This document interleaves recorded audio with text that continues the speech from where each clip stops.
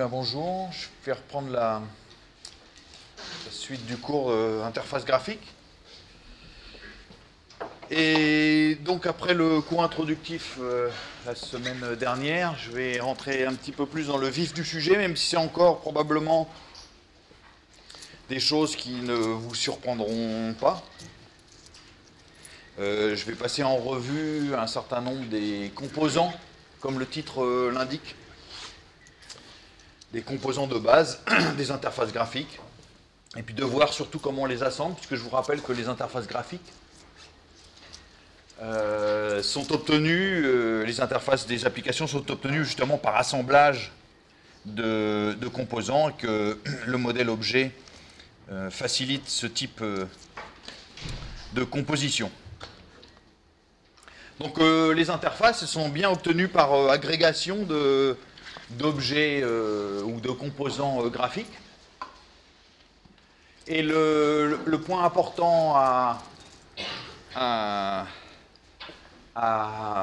comprendre, c'est que le modèle qui est caché derrière, c'est le modèle de container et composant, au sens générique du terme, sachant que le dessin tel que vous le voyez ici, l'extrait du diagramme UML, ou le diagramme UML correspondant à ce que je suis en train de signifier, c'est que les containers sont effectivement des composants.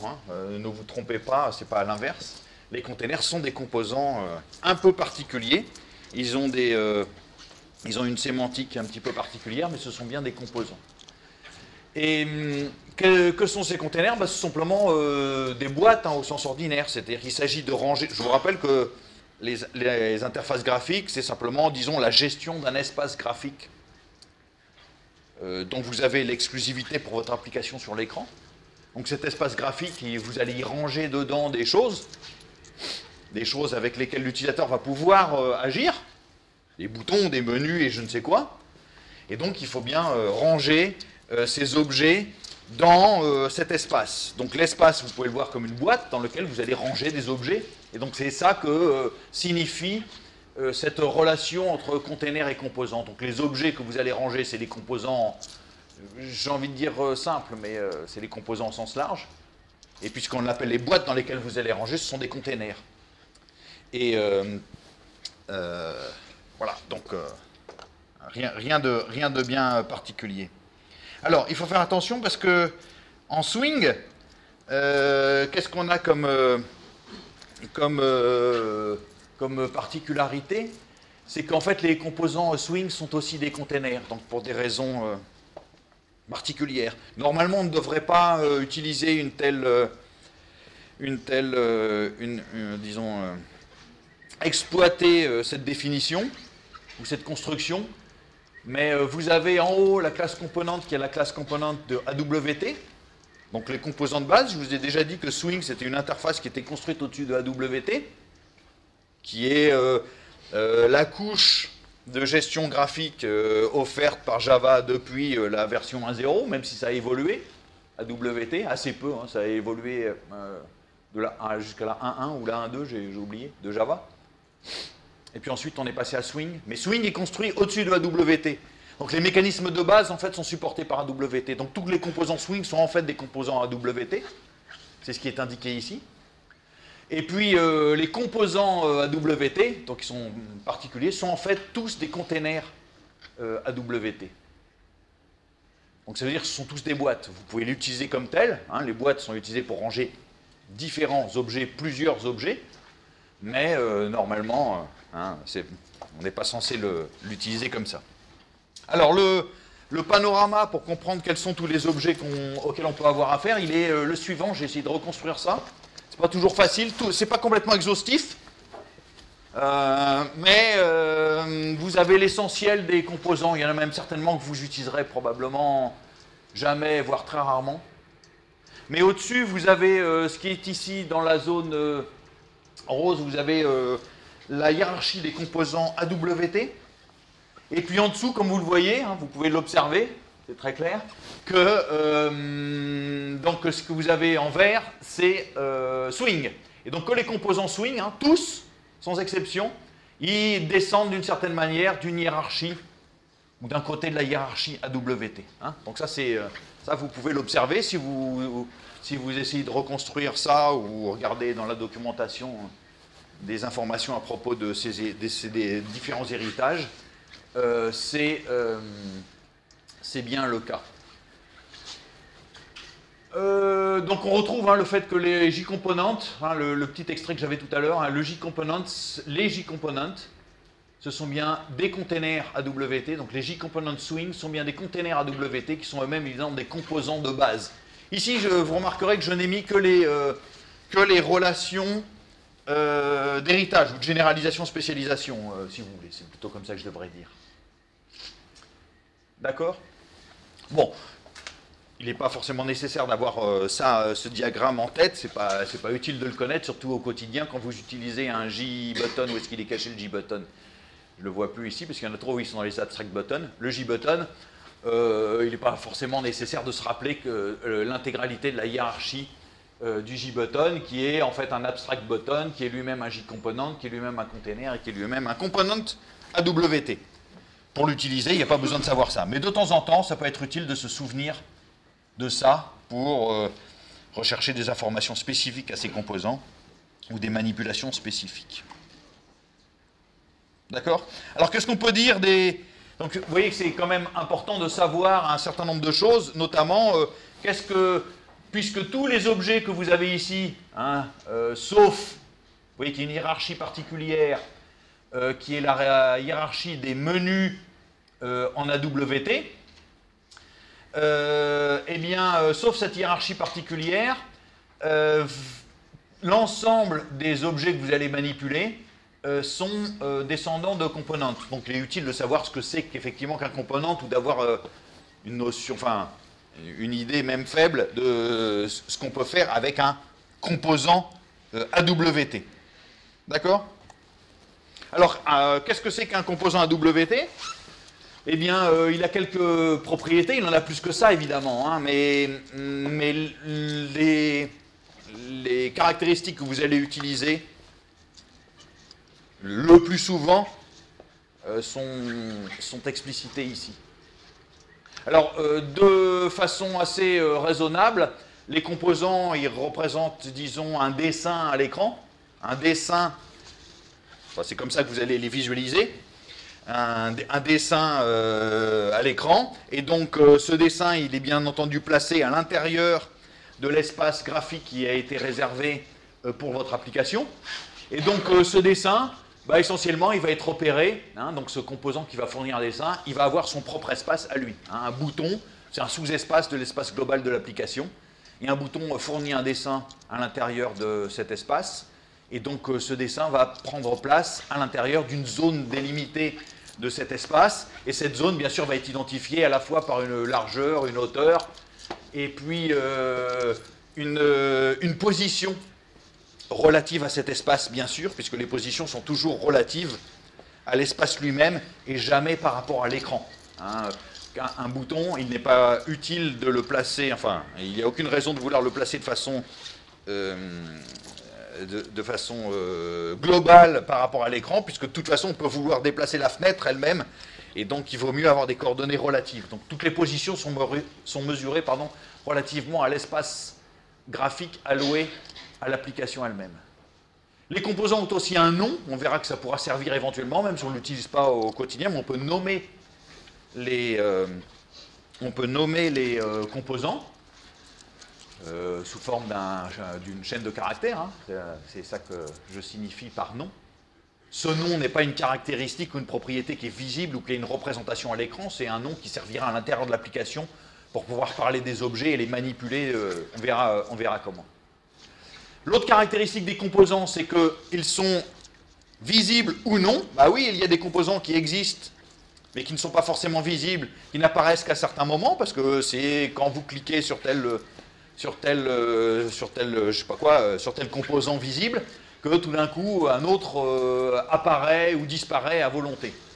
Alors, le fait qu'ils apparaissent ou disparaissent, il y a effectivement, il faut faire attention à ça, il y a leur existence en tant qu'objet, et puis il y a le fait que, bien qu'ils existent, est-ce qu'effectivement, ils ont à un certain moment une représentation à l'écran ou pas? Et c'est de ça que je parle, c'est ça la visibilité. Bien sûr, si l'objet n'existe pas, il n'a aucune visibilité, on ne peut même pas parler de sa visibilité. Hein, mais on peut créer des objets, les laisser dans un coin ou d'une certaine manière endormis graphiquement, si j'ose dire, et puis les faire apparaître à volonté. L'intérêt, c'est que parfois, de créer les objets et puis de les rendre visibles, ça peut être une opération longue. Créer les objets peut être une opération longue. Donc on peut vouloir les créer, par exemple, au démarrage de l'application et les rendre visibles juste à volonté, ce qui fournit une interface un peu plus réactive, par exemple. Et puis l'autre caractéristique, ça on le verra plus tard, mais c'est que les composants sont évidemment le réceptacle de divers événements. Hein, on va vouloir agir avec les composants. Donc agir avec les composants, ça signifie essentiellement qu'ils vont pouvoir recevoir un certain nombre d'événements. Est-ce qu'on est intéressé par le déplacement de la souris à l'intérieur, le fait qu'on clique, le fait qu'on appuie sur une touche du clavier ou je ne sais quoi d'autre. D'accord ? Bien sûr, la remarque, c'est que si vous voulez voir un composant, il faut absolument qu'il soit visible. Ça paraît anodin, mais de temps en temps, on oublie de les rendre visibles. Et évidemment, ça a pour effet de les laisser invisibles et donc de ne pas les voir à l'écran. Donc méfiez-vous, si vous ne voyez pas vos composants, la première question à vous poser, c'est est-ce qu'ils sont vraiment bien visibles? Est-ce que je les ai rendus visibles? Ce sont des propriétés, hein, tout ça, donc ça veut dire que ce sont des propriétés modifiables. Hein, vous avez certainement une méthode setVisible pour rendre visible un composant ou pas. Alors pour les containers, donc maintenant on a je vous rappelle que dans la hiérarchie on avait les composants. Donc pour les containers, qu'est-ce qu'on a dans les containers? Bien, les containers sont simplement des boîtes. Donc en fait, en tant que tels, ils n'ont pas de représentation graphique. La plupart des containers pourraient avoir une représentation graphique pour ces containers. En général, elle est très minimale quand il y en a une, mais le but, ça n'est pas d'avoir une représentation graphique, c'est surtout de délimiter un sous-espace dans lequel on va en placer d'autres. Hein, les containers, c'est des boîtes. Et quand vous voulez ranger des objets, donc des boutons, des je sais pas quoi, des barres de défilement et autres, des zones de dessin, eh bien, vous allez les placer à l'intérieur de l'espace qui vous est réservé. Vous allez les placer, je sais pas quoi, vous allez délimiter une zone en haut à droite dans laquelle vous allez placer je ne sais quel type d'objet, puis une zone en bas à gauche. Eh bien, pour définir une zone en haut à droite, vous allez créer une boîte dans laquelle vous allez placer tous vos objets. Et puis, cette boîte, vous allez la placer, elle, en haut à droite. Hein, c'est des panneaux, si vous voulez. On pourrait représenter ça comme des panneaux graphiquement, ou je ne sais pas quoi. Mais en tant que tels, ils n'ont pas vraiment de représentation graphique. En tout cas, ce n'est pas ce qui est important. Ce qui est important des containers, c'est que justement, eux, leur rôle, c'est de gérer d'autres composants. Vous allez placer à l'intérieur d'autres composants. C'est comme des boîtes dans des boîtes, et des choses comme ça. Donc, ce qui est intéressant pour une boîte, c'est sa capacité à accueillir d'autres choses à l'intérieur. Hein. En général, ce qui vous intéresse des boîtes, c'est le cadeau qui est caché dedans, c'est pas la boîte elle-même. C'est exactement ça que je suis en train de dire. Donc il y a essentiellement des méthodes pour gérer cette relation. Hein, la relation, on l'avait tout à l'heure, la relation UML, vous vous souvenez, dans la petite relation ici, il y a bien une relation d'agrégation entre les containers et les composants. Hein. Ça signifie que les containers sont bien des composants. Simplement, ils ont une particularité, on la voit d'ailleurs ici, c'est que les containers peuvent contenir ou agréger des composants. Et donc, ça veut dire qu'il y a des méthodes pour gérer cette agrégation. Vous allez pouvoir rajouter un composant dans un container, enlever un composant, je ne sais pas quoi, des choses comme ça. Donc, vous avez toutes les méthodes qui permettent d'ajouter, enlever, récupérer un composant, savoir combien il y a de composants à l'intérieur, récupérer le 12e composant, récupérer la liste des composants, etc. Donc, toutes les méthodes de gestion. Elles sont assez nombreuses, je n'ai pas été exhaustif non plus ici, ce n'est pas le plus intéressant. La plupart du temps, hein, ce qu'on manipule, c'est add et remove. C'est-à-dire on rajoute de temps en temps des composants et puis on en enlève. Mais hein, ça doit être à peu près 95% de l'utilisation des capacités des containers. En tout cas, quand je dis ça, du point de vue de la relation entre containers et composants.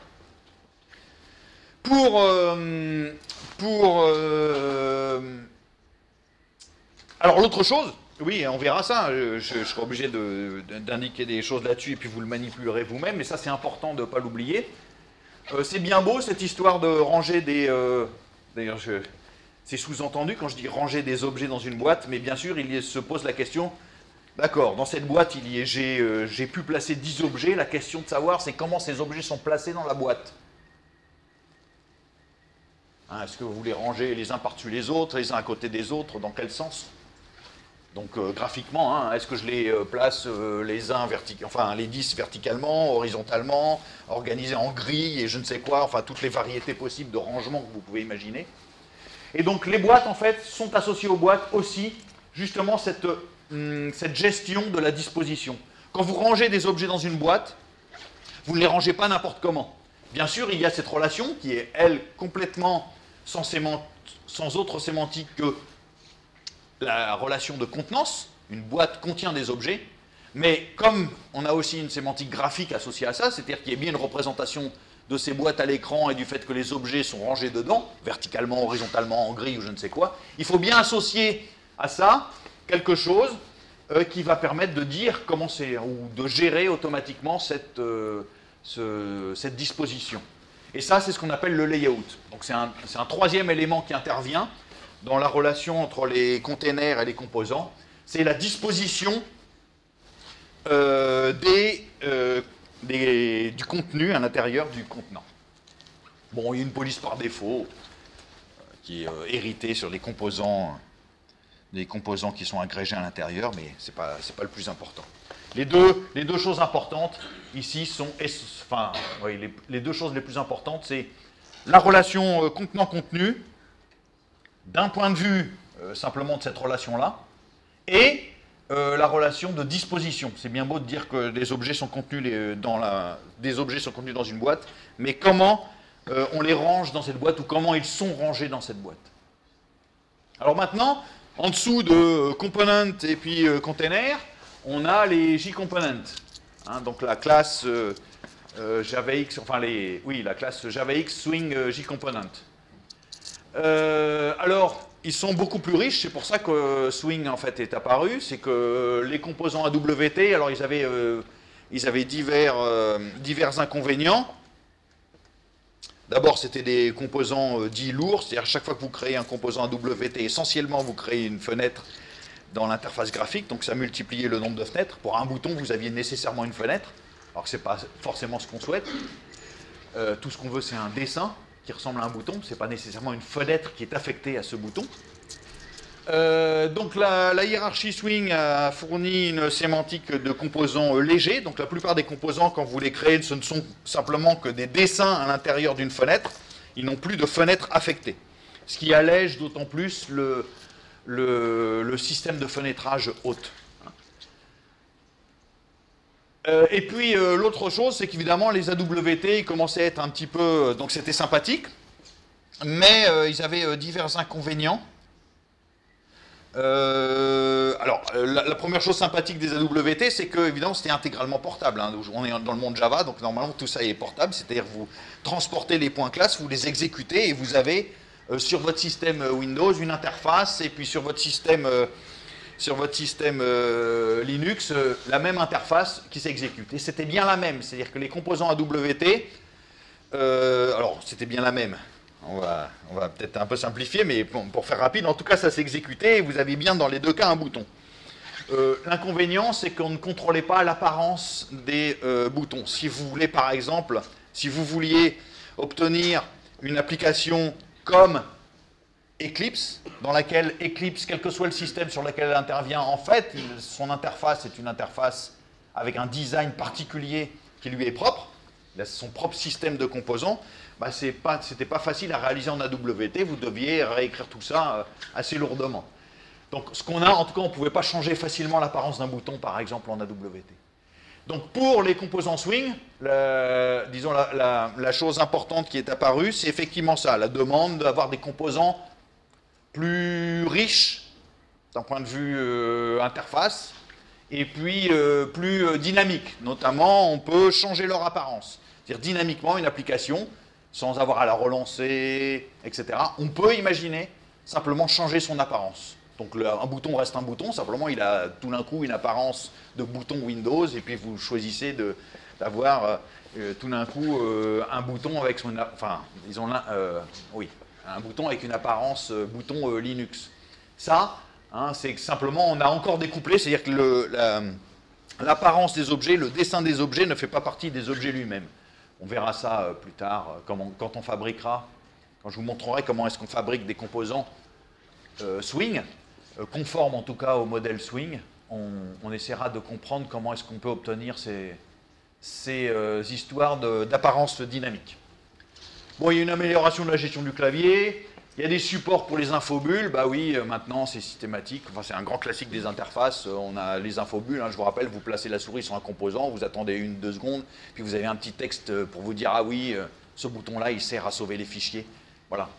Mais il n'y avait pas en AWT, il fallait le reprogrammer soi-même, c'était quand même désagréable. Il y a des supports pour l'accessibilité qui sont automatiques, donc ça c'est pareil. Je vous rappelle, l'accessibilité, c'est le terme qui est employé, disons, pour les supports qui sont employés pour le support des divers handicaps qu'on pourrait rencontrer pour manipuler les interfaces. Il y a un support pour le stockage de propriétés spécifiques, donc ça manquait aussi. On peut avoir besoin d'attacher des choses propres à l'application aux objets pour pouvoir les retrouver plus tard.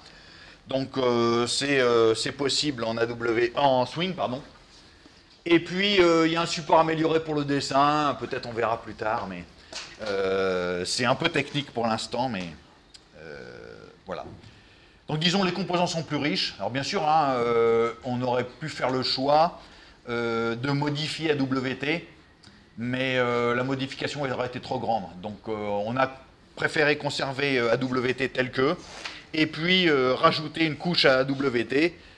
Alors la question se pose, ça veut dire que vous voyez, selon le diagramme, on peut faire cohabiter des composants AWT et des composants Swing.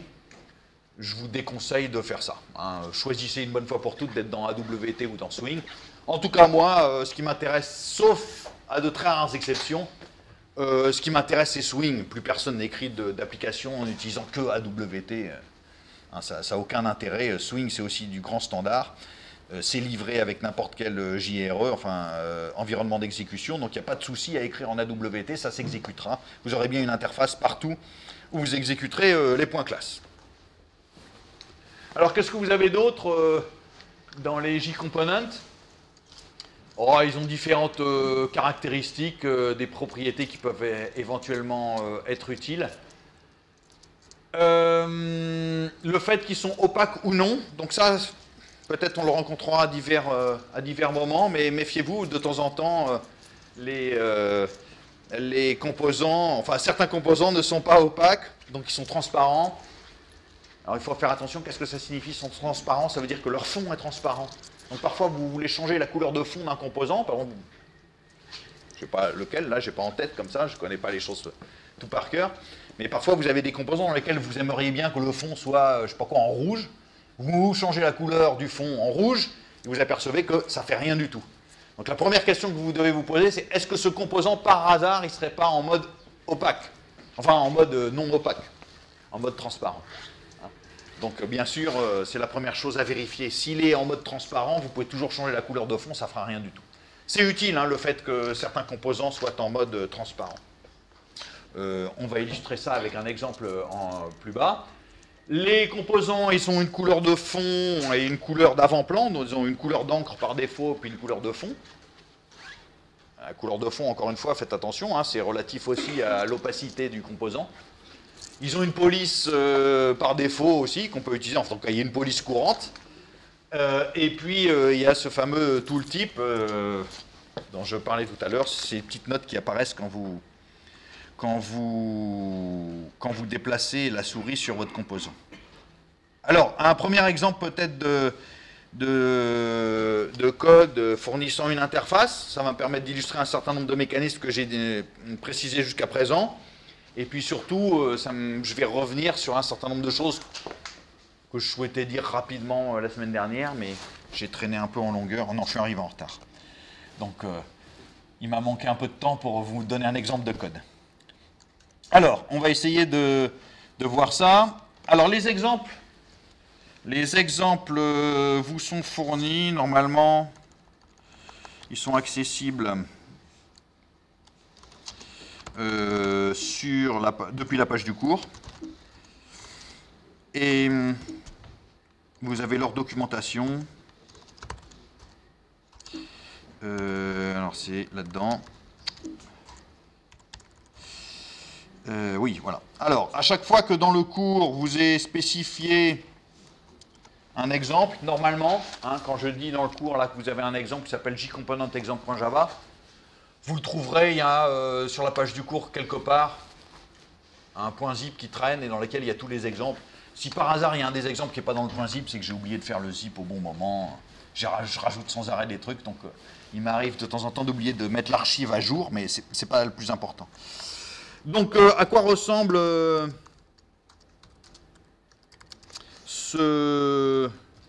cet exemple?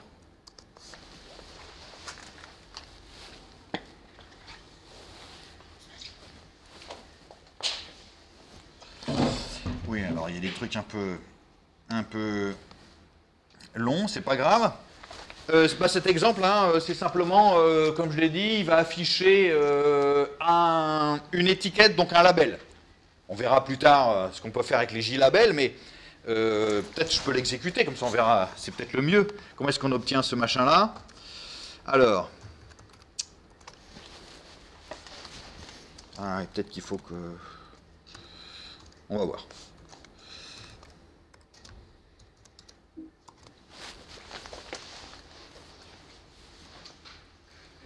Ouais, alors vous voyez, j'ai un premier problème, ça vous arrivera, j'utilise des accents dans mon code.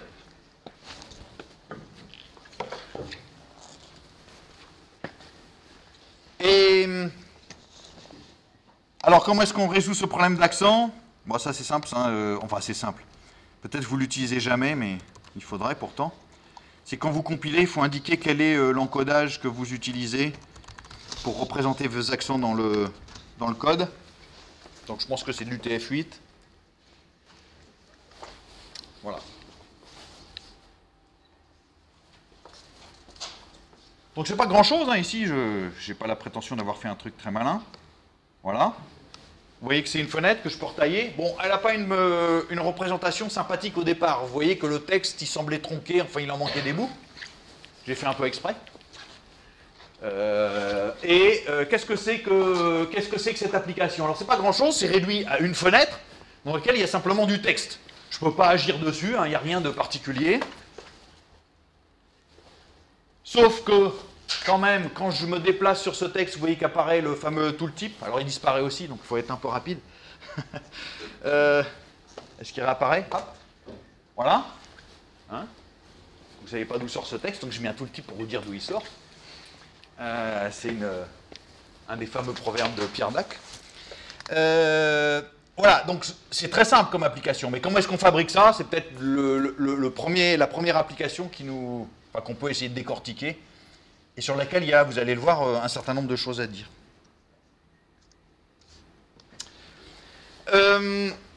Alors,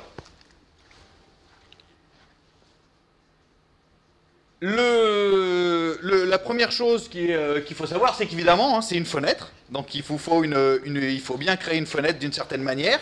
On va dire comment est-ce qu'on crée une fenêtre et surtout quel est le choix des fenêtres. Je reviendrai sur le choix des fenêtres.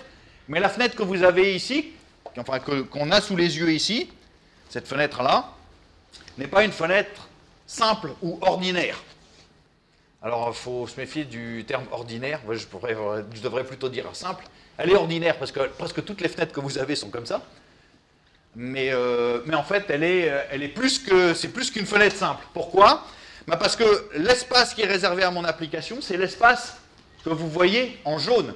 Hein, j'insiste là-dessus, j'ai déjà dit ces choses-là la semaine dernière, mais notamment la barre grise qui est la barre de titre ne fait pas partie de l'application. C'est quelque chose qui est rajouté par, rappelez-vous, hein, par le gestionnaire de fenêtres. C'est une application spéciale du système qui me rajoute aux fenêtres de mes applications des choses permettant de les manipuler, notamment de la déplacer. Hein, quand je déplace ma fenêtre, sur Mac, il faut que j'aille sur la barre de titre, là, et puis je clique, et puis je peux la déplacer. D'accord? Ça n'est pas une fonctionnalité que j'ai implémentée moi-même dans l'application. C'est directement le système de fenêtrage et le gestionnaire de fenêtres qui se charge de ça. Ça n'a aucune importance pour mon application de savoir où cette fenêtre est placée sur l'écran, encore une fois. Donc la seule partie dont est responsable mon application, réellement, c'est la partie qui est en jaune ici. Puis cette partie en jaune, en fait, elle est réduite à une chose très très simple, simplement un texte qui est affiché. D'accord? J'ai simplement demandé à afficher un texte. Alors, pour afficher un texte, bien sûr, il n'a aucune interaction. Hein. Alors, il faudrait préciser ce que je signifie ici, mais ce n'est pas complètement vrai. Bien sûr, il y a de l'interaction, puisque quand je place la souris là-dessus, vous avez vu qu'il y a une infobulle qui s'affiche.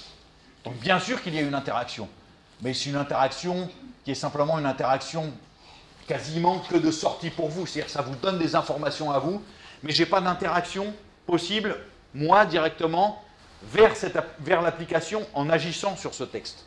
C'est juste un texte, c'est de l'affichage, c'est pas une saisie, si vous voulez, hein, pour faire court. Bon, alors ce type d'objet, c'est simplement, disons, une étiquette ou un label. Donc en fait, j'ai créé deux objets ici dans mon application, vous les voyez. Hein, c'est JFrame, je ne sais pas si c'est assez lisible.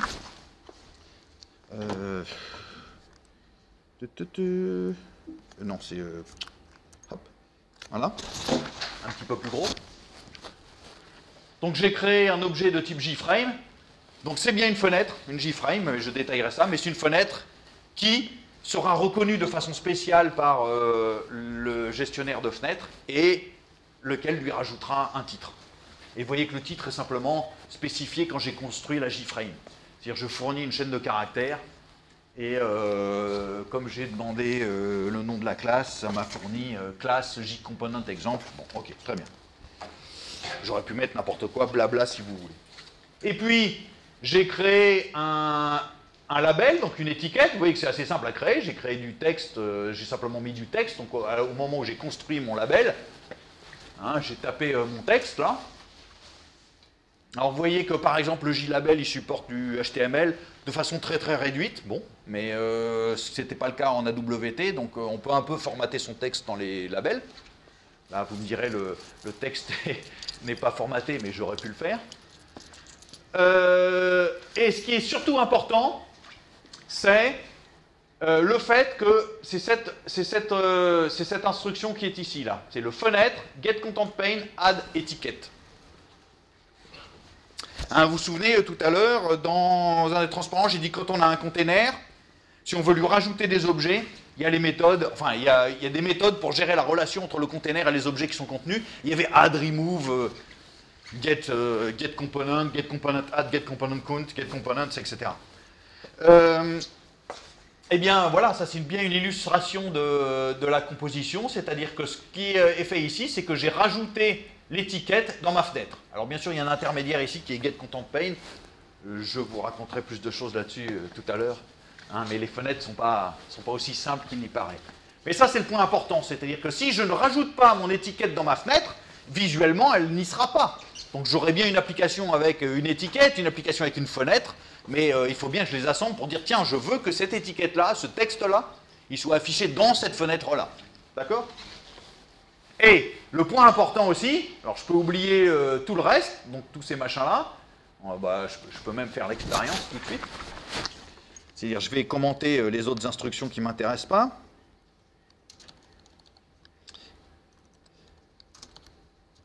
OK ? Donc en fait, je réduis mon code à vraiment le truc élémentaire. Création des deux objets, assemblage, donc je place mon étiquette à l'intérieur de la fenêtre, et, point extrêmement important, je ne dois pas oublier le setVisible. Si je l'oublie, vous allez voir, hein, je vais oublier le setVisible, ça va... C'est pas une application fausse, simplement ça n'aura pas l'effet voulu, bien sûr. Hein.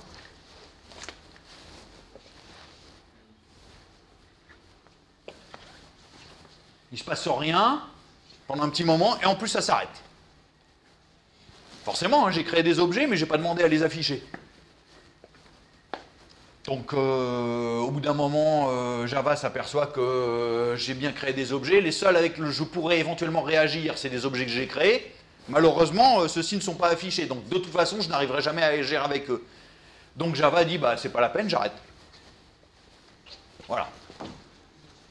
Alors, vous grattez la tête, vous dites, ah, mais j'ai bien fait mon truc, j'ai créé ma JFrame, j'ai fait mon JLabel, j'ai fait le add. Pourquoi ça ne marche pas?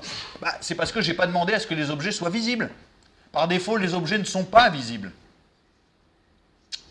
D'accord? Il y a une raison essentielle au fait qu'on ne les rende pas visibles tout de suite. Donc évidemment, la chose la plus importante que je dois laisser, c'est le setVisibleTrue. C'est-à-dire si je ne rends pas ma fenêtre visible, Bah, par défaut, elle est invisible, donc il n'y a rien d'affiché, et l'application se termine, puisqu'il n'y a rien à afficher, il n'y a rien à afficher. Voilà. Donc je mets le set visible, ça va changer les choses. Alors, vous avez peut-être pas remarqué, mais ça a changé les choses de façon très subtile. Pour marquer que la machine Java, c'est pas terminé, donc ça, il y a quelque chose qui se passe. Alors vous cherchez un peu, vous dites, bon, qu'est-ce qui se passe? Bah oui, en fait, ma fenêtre, elle est là. Oui, j'ai bien une fenêtre qui est apparue. Hein. Si je refais l'expérience, vous allez bien voir. Si je tue ça, hein, la fenêtre disparaît bien. Quand je lance, elle est apparue là. Bon, simplement, la fenêtre, ce qui s'est produit, c'est que j'ai bien ma fenêtre. Ce qui vous trouble, c'est que la fenêtre, elle a une taille bizarre. Bon, ben ça c'est normal, j'ai rien fait pour que ma fenêtre ait une taille à peu près raisonnable. La machine Java, c'est pas trop quoi faire par défaut avec quel est l'affichage qu'il faut. Est-ce qu'il faut que je fasse une grande, une moyenne, une petite fenêtre? Quelle taille? Un rectangle, un carré? Dans quel sens? Elle ne peut pas deviner ça, la machine Java. D'accord? Alors elle ne peut pas deviner ça, surtout je ne l'ai pas laissé deviner. Bien sûr, j'ai des méthodes pour la laisser deviner, notamment, par exemple, alors vous n'allez pas être très satisfait du résultat, mais on verra que dans d'autres cas, vous en serez extrêmement satisfait. La plupart du temps, c'est le pack. Pack, c'est une opération magique. Pack, je vais demander, ok, vous voyez que je n'ai rien dit, hein, je n'ai pas forcé la taille de la fenêtre. J'aurais pu le faire, hein, j'aurais pu demander à forcer la largeur et la hauteur de la fenêtre. Hein, il y a des méthodes pour faire ça. Une G-frame, c'est un G-component, donc on peut faire des set dimension, etc. Enfin, on peut forcer sa taille. Il aurait obéi le système. Le problème, c'est que forcer la taille n'est pas forcément raisonnable. Vous ne savez pas forcément quelle est la bonne taille. Vous allez dire, bah si, c'est moi qui dessine, alors je sais quand même quoi faire. Je vous dis, oui, mais est-ce que vous savez quelle est la police utilisée par défaut sur votre système? Donc vous allez me dire, ah oui, mais moi j'ai testé, ça va bien, je vois tout mon texte. Oui, mais le problème, c'est que si la police par défaut du système a été modifiée, par exemple dans le cadre de l'accessibilité, j'insiste bien là-dessus, rien ne vous dit que la taille que vous avez choisie, qui était 200 par 100, va bien. Ça ne peut pas aller dans tous les cas. La plupart du temps, ça n'ira pas dans tous les cas. Donc, il vaut mieux éviter de mettre soi-même les tailles. Et là, je vais simplement, hein, vous voyez, c'est ma méthode pack, on verra plus tard, mais on détaillera exactement ce que ça fait. Mais ça trouve une taille, si possible, raisonnable. Alors là, vous allez me dire, c'est pas complètement satisfaisant. Bah oui, ce qui n'est pas satisfaisant, c'est que bien sûr, en fait, avec la police qui était par défaut, qui est utilisée par mon système, il n'est pas possible, j'ai fait exprès, il n'est pas possible d'afficher tout le texte. Par défaut, j'ai rien dit sur le formatage du texte, pardon. Donc ce texte, il nécessite une place qui est plus large que l'écran, donc ce qu'a fait le système, c'est quelque chose de raisonnable. Il a pris une fenêtre qui est le plus grand qu'il pouvait choisir, c'est-à-dire la largeur de l'écran, c'est tout. Hein? Bon. Mais vous voyez qu'au moins, c'est un peu mieux que ma version réduite de tout à l'heure. Et puis quand je retaille, de toute façon, ça va se passer correctement. Alors, vous voyez qu'évidemment, ce qui a changé, c'est que j'ai aussi modifié des caractéristiques tout à l'heure du label, je ne sais pas quoi, je l'ai rendu opaque avec des couleurs et des choses comme ça, pour vous montrer quelles étaient les petites caractéristiques qu'on pouvait avoir sur les objets graphiques, enfin qu'on pouvait modifier sur les objets graphiques. Donc, pardon, je voulais revenir sur le code. Donc, bien sûr, hein, je peux vouloir changer, vous voyez, la couleur de fond et puis la couleur d'affichage du texte. Alors, si je fais ça,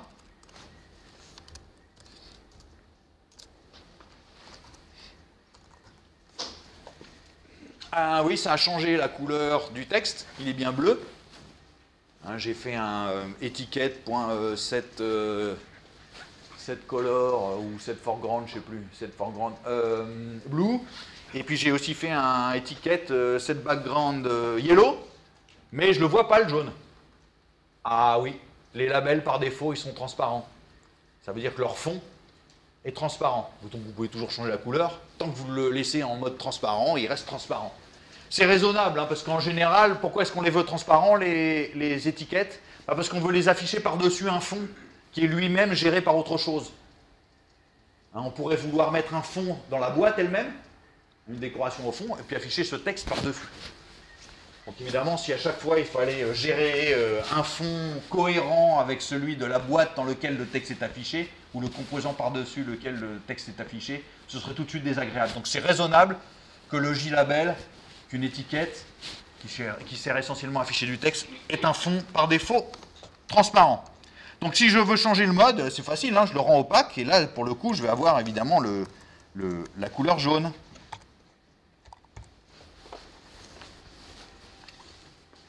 Bon, alors il se trouve qu'une fois que vous êtes passé en jaune, le bleu ressort moins bien, mais c'est juste... le texte reste bien en bleu, mais c'est juste le contraste visuel des couleurs qui n'est pas extraordinaire. Enfin, c'est le choix des couleurs qui n'est pas extraordinaire. C'est juste pour vous dire qu'il faut aussi faire attention à ça, hein. J'ai été malheureux dans mon choix, j'ai un peu fait exprès, mais si je choisis du bleu sur fond jaune, je le vois rarement comme du bleu. Donc il va être quasiment indistinguable dans plein de cas du noir, par exemple. Donc il faut faire attention à ce genre de choses. Donc c'est pas aussi facile que ça. C'est peut-être plus des problèmes d'ergonomie, de choix de couleurs. Peut-être si j'ai le temps un jour, je vous parlerai de ces choses-là. Mais... Et puis le reste, il n'y a pas grand-chose. J'ai voulu mettre une police plus grande, donc vous voyez, hein, j'ai modifié la police de l'étiquette avec cette fonte, et puis j'ai rajouté aussi une infobulle avec tout le type texte. Voilà. OK.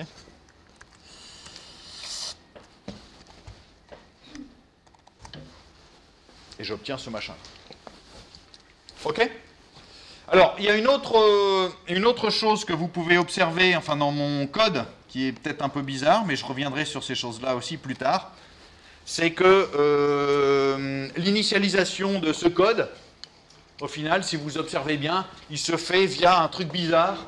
C'est-à-dire j'ai placé la construction de mon interface, donc en fait, peu importe, mais j'ai instancié ici ma classe JComponentExample, mais j'aurais pu faire autrement, ça n'a aucune importance.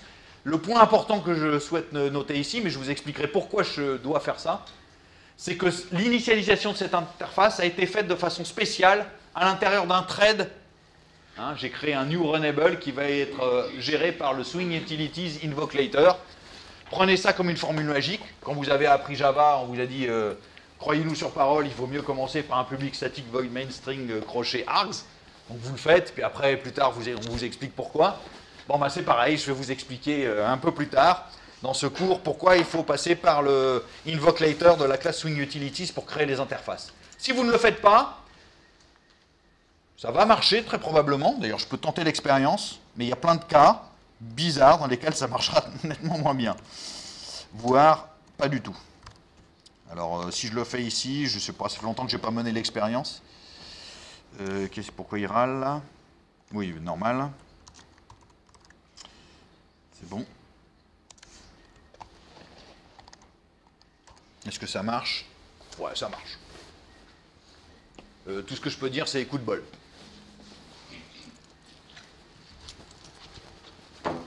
Donc méfiez-vous. Hein, c'est pas parce que vous ne l'utilisez pas que ça marche dans 99% des cas que ça ne vous posera pas de problème. C'est-à-dire que vous dites, oh, je vais faire l'économie de ce machin-là. Non, faites attention, parce que si vous faites l'économie de ce machin-là, vous risquez d'avoir des problèmes un jour. Et pour vous rappeler que c'est de là que vient le souci, c'est assez ennuyeux. Donc, le risque, c'est quand vous avez des interfaces compliquées, de ne pas les voir, se construire correctement. Hein. Donc, il y a des objets qui pourraient apparaître, ne pas apparaître, par exemple. Bon, bref.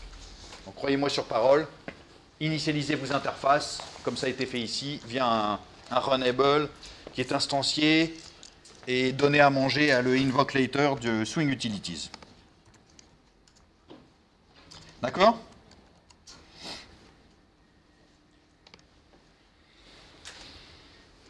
Alors, les boîtes, hein, donc c'est des boîtes 2D, en 2D, hein.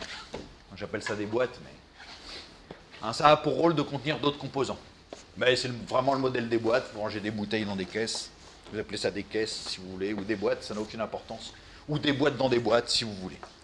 Alors, ce qui est important, c'est que, de toute façon, ça veut dire que vous avez au minimum, au moins un container dans votre application. Vous ne pouvez pas y couper.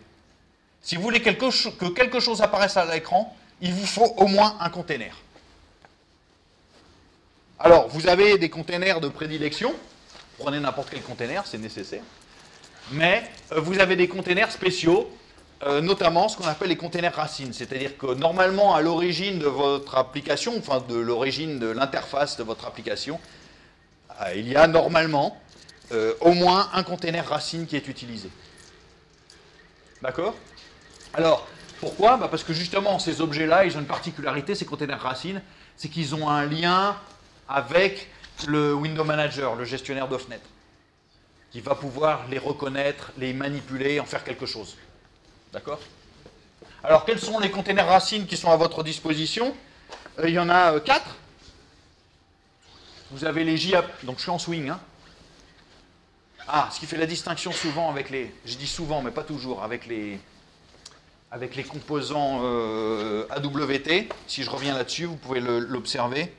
Si je reviens sur mon machin, c'est que à peu près tous les composants swing, ils commencent par J. J scroll bar, J separator, J table, J text component, J radio button, J button. Les composants AWT, non.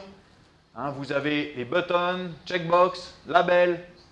Donc si vous... Voilà, c'est assez facile. Il y a plus de composants swing que AWT. Et pour à peu près tous les composants AWT, vous avez leur version swing. Donc si vous avez un button AWT, vous avez un J-button swing. D'accord? Alors, donc je parle bien ici uniquement des containers racines swing. Il y a aussi des containers racines AWT. Vous avez le J-applet, le J-dialogue, le J-frame et le J-window, qui ont des intérêts divers et variés, bien sûr. Alors, bien sûr, il vous en faut au moins un par application. Vous pouvez avoir plusieurs J-window, plusieurs J-frame pour une application, et il n'y a aucun souci de ce point de vue-là, hein, mais au moins un. Sinon, si vous n'en avez pas un, vous ne risquez pas d'avoir une interface. Alors, qu'est-ce qui fait la différence, par exemple, entre ces différents composants? Pour J-frame et J-window, c'est très simple. J-window, c'est vraiment la fenêtre nue. C'est-à-dire qu'il n'y a pas de décoration. C'est une fenêtre qui est bien reconnue par le système de fenêtrage, mais le Window Manager ne donne aucune décoration. Donc c'est une fenêtre, c'est un rectangle, pur. Il n'y a pas de barre pour le manipuler, il n'y a rien pour le déplacer, etc. On peut avoir besoin de ce genre de choses. Hein. Les J-window, il y a des exemples de fenêtres que vous voyez apparaître et qui n'ont pas de décoration. Bah, songez simplement aux menus, en fait. Les menus sont bien des fenêtres qui apparaissent, mais il n'y a pas de décoration. Vous ne pouvez pas les déplacer, les menus. Hein. Ce n'est pas une fenêtre qu'on déplace. C'est une fenêtre qui apparaît, qui disparaît dans certaines circonstances, mais ce n'est pas une fenêtre autonome. Elle est liée à une barre de menu et je ne sais pas quoi. Bon, il y en a d'autres. Par exemple, des fois, quand on lance des applications, vous avez une fenêtre sans décoration là, qui affiche des messages pour dire, je sais pas quoi, loading, dac, dac, dac, dac, dac, dac, initializing, dac, dac, dac, dac. Et puis cette fenêtre, vous ne pouvez pas la déplacer, elle est au milieu de l'écran, bien statique et tout. Les fameuses splash screen ou je sais pas quoi. Bah, en gros, ce sont des fenêtres sans décoration. Vous ne pouvez pas les déplacer, justement. Bon, et la J-frame, donc c'est une fenêtre qui, elle, est reconnue évidemment aussi par le gestionnaire de fenêtres, mais pour laquelle celui-ci fournit effectivement une décoration permettant de la manipuler. Alors les J-dialogues, qu'est-ce que c'est que les J-dialogues? Alors on verra exactement plus tard comment on les utilise, mais les J-dialogues, ce sont aussi des fenêtres qu'on peut éventuellement déplacer, elles ont des sémantiques un peu particulières comme on verra. Simplement, c'est pas n'importe quoi. Les J-dialogues sont des fenêtres dans lesquelles on propose une interaction simple et essentielle à l'utilisateur. Vous quittez une application, vous n'avez pas sauvé votre fichier, en général vous avez une fenêtre qui s'affiche qui dit êtes-vous sûr de vouloir quitter, oui ou non? Bah, cette fenêtre qui s'affiche là, c'est un J-dialogue. Et vous comprenez bien que cette fenêtre, elle n'est pas complètement distincte de la fenêtre sur laquelle vous avez fait quitter. Hein, si votre application a plusieurs fenêtres, c'est peut-être uniquement quand vous fermez la première que ce J-dialogue apparaît, parce que peut-être que vous avez sauvé le fichier sur la seconde, mais pas sur la première. Donc c'est quand vous essayez, entre guillemets, de fermer la première fenêtre que ce J-dialogue doit apparaître. Donc il y a un lien sémantique, généralement, entre les dialogues et puis les autres fenêtres. Donc ce sont bien des fenêtres qu'on peut manipuler et déplacer, mais elles sont reliées d'une certaine manière à d'autres fenêtres. Enfin, en tout cas, on peut les relier à d'autres fenêtres. Et puis alors la J-applet, ça c'est une autre fenêtre plus étrange. C'est que, pas plus étrange non, mais simplement, vous savez ce que sont les applets. Les applets, ce sont des applications Java qui s'exécutent dans le contexte d'un navigateur, mais pas seulement. Hein. Disons dans un contexte tout à fait particulier. La plupart du temps, vous les manipulez via des navigateurs, mais en fait, c'est pas une obligation. Et donc, ça veut dire que l'espace graphique qui est associé à cette applet, hein, cette application Java, c'est pas n'importe quel espace graphique de l'écran. C'est en fait un espace graphique qui a été réservé dans une page de votre navigateur. Hein, la JApplet, c'est quelque chose qui a été embarqué à l'intérieur d'une page HTML. Et donc cet emplacement-là, il est réservé par, non pas le système graphique lui-même, enfin pas directement bien sûr, mais par le navigateur lui-même. Hein. Donc c'est, d'une certaine manière, ce sont des applications embarquées. Bien sûr, les JApplets, vous ne pouvez pas les déplacer. Elles sont fixes à l'intérieur d'une page HTML. Hein. Voilà. Donc voilà ce qui fait la distinction entre ces différents containers racines. D'accord ? Alors le JFrame, c'est facile, hein. Vous voulez créer un JFrame, vous avez vu tout à l'heure comment j'ai fait pour créer une fenêtre principale avec la décoration, le bouton rouge, jaune et vert, là, le standard Mac, comme vous le voyez ici. Eh bien, j'ai simplement fait un new JFrame et puis j'ai donné un titre. Donc si je veux obtenir ça, hein, certainement, dans mon exemple, dans mon JFrame exemple, il y a un new JFrame, me voici. Ok. Alors, le problème, c'est que ces JFrames, en fait, ils contiennent, enfin, ils sont, contrairement à ce qu'on pourrait croire, ils ont une structure un petit peu particulière. En réalité, quand vous créez un JFrame, ça ne crée pas juste un seul objet, swing ou graphique, mais ça crée une collection prédéterminée d'objets graphiques. Donc ça crée bien sûr une fenêtre, mais en fait à l'intérieur il y a déjà d'autres choses qui sont contenues.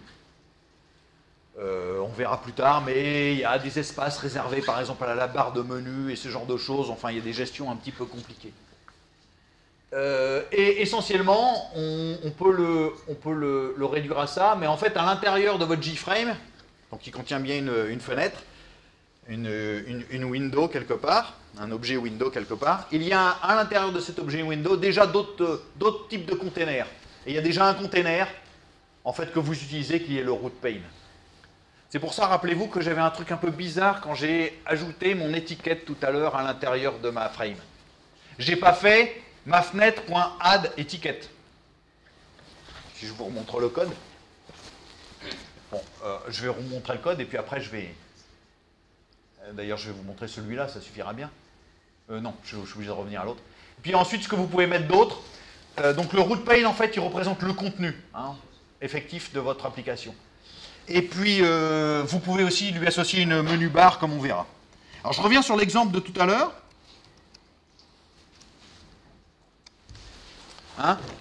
J'ai pas fait fenêtre.add étiquette. Je n'ai pas rajouté l'étiquette directement dans la JFrame. En fait, ce que j'ai fait, c'est que j'ai rajouté l'étiquette dans quelque chose que j'ai récupéré de la JFrame. Et ce que j'ai récupéré, c'est justement le fameux root pane.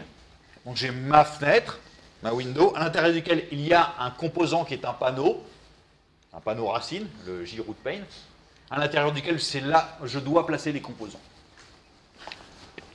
Bon, si j'avais pas mis le getContentPane, ça aurait marché aussi, mais il vaut mieux éviter de faire ça. C'est pas la chose la plus maligne. Alors regardons simplement l'exemple JComponent. Non, c'était quoi, j'ai dit? JFrame, pardon.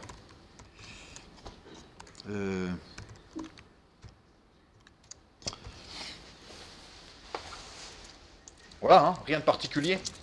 Cet exemple, il a été obtenu de façon extrêmement simple. J'ai créé une JFrame et puis je l'ai rendu visible. Toujours pareil. Hein. J'oublie surtout pas de rendre mes frames visibles, sinon elles sont invisibles et l'application se termine immédiatement, hein, puisqu'il n'y a rien à afficher. Donc, voilà. Donc très simple à créer une fenêtre. D'accord? Rien de bien particulier. Alors bien sûr, elle n'a pas une taille intéressante si vous la créez comme ça, mais c'est pas très grave. Pour les JWindow, bah voilà, hein, vous pouvez aussi faire l'exemple et jouer avec les JWindow si ça vous intéresse. Si vous créez une JWindow, hein, c'est aussi bête que ça. C'est comme une JFrame, exactement, même composition, à l'intérieur il y a un root pane, machin, etc. Pas de décoration. C'est tout.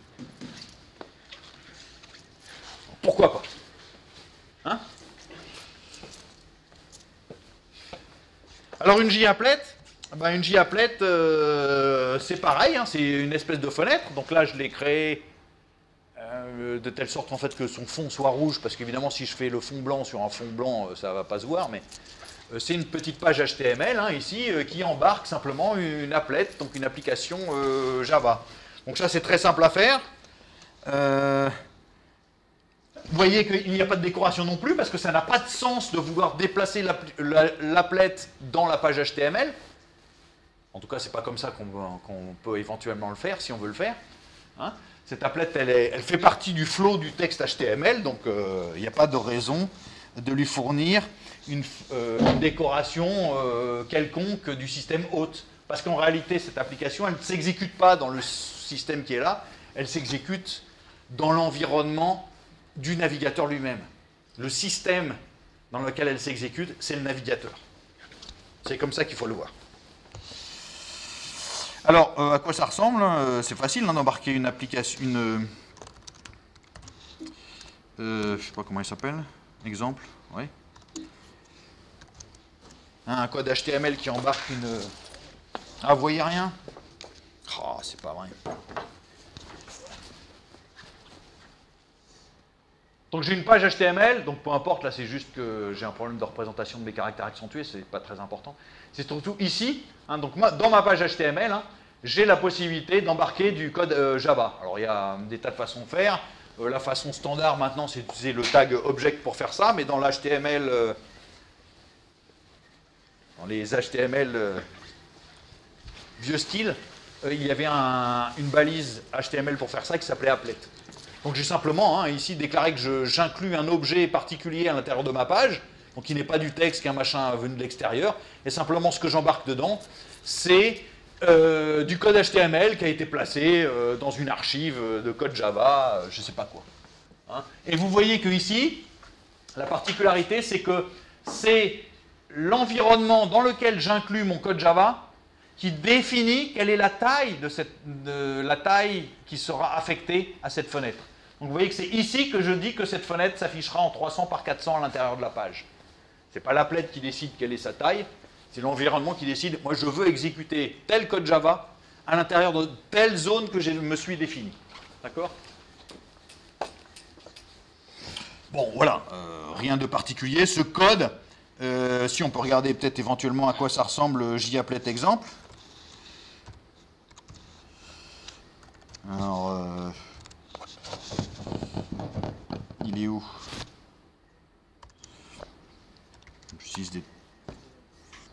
Ah oui, je vois. Hein, ça ne fait pas grand-chose. On verra plus tard à quoi ça correspond. Hein, mais c'est vraiment très très réduit.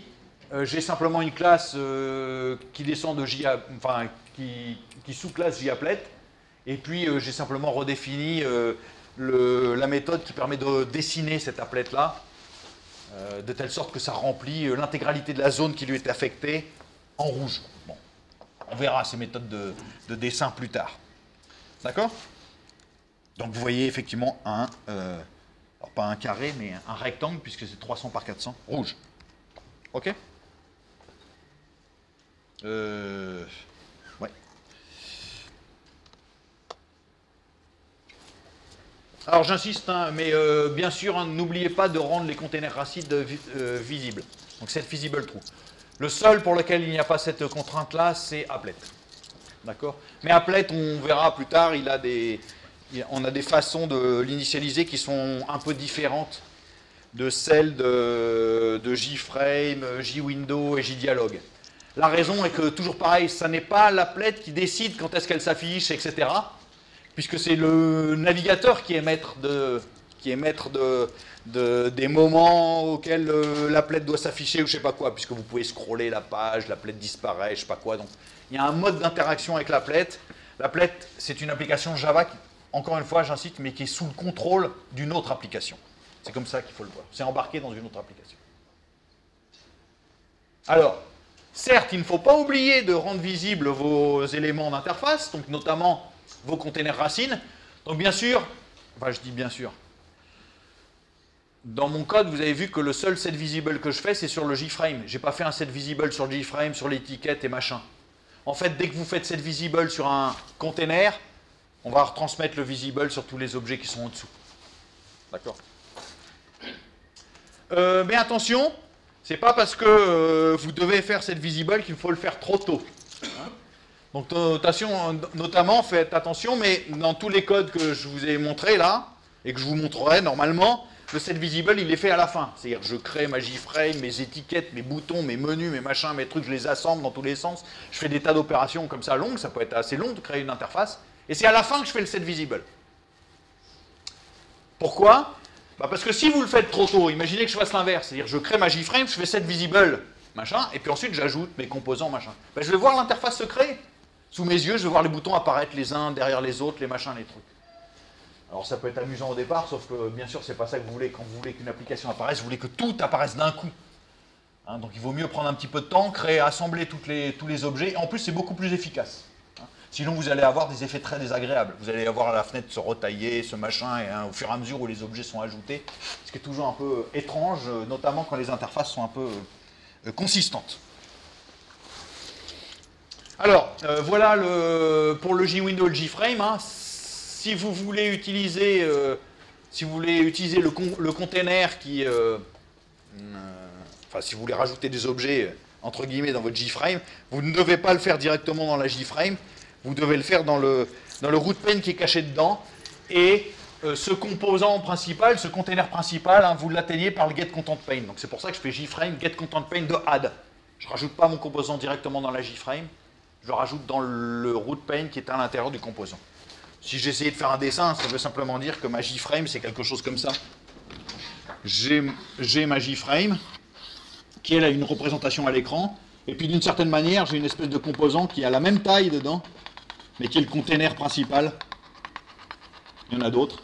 Il a exactement la même taille. Donc celui-là, c'est la JFrame, ou la JWindow, je sais pas quoi, enfin, j'insiste pas. Et puis l'autre, là, en pointillé, qui a exactement la même taille, c'est son root pane. C'est son contentPane, disons. Donc c'est son contentPane qui est par défaut un JRootPane. Donc c'est dans celui-ci qu'il faut rajouter les composants. Bien sûr, vous pouvez le modifier, ce composant principal, si ça ne vous plaît pas que ce soit un JRootPane. Je ne vois pas de raison fondamentale pour laquelle vous voudriez changer ça, mais il est possible de le changer. Si le composant principal ne vous plaît pas, vous pouvez le changer. Si ce container principal ne vous plaît pas, vous pouvez le changer. Donc bien sûr, symétriquement à getContentPane, vous avez en fait un setContentPane. Alors quels sont les containers ordinaires dont vous pouvez avoir besoin? Alors il y en a pas mal, mais JPanel, JScrollPane, JSplitPane, JTabletPane et JToolbar.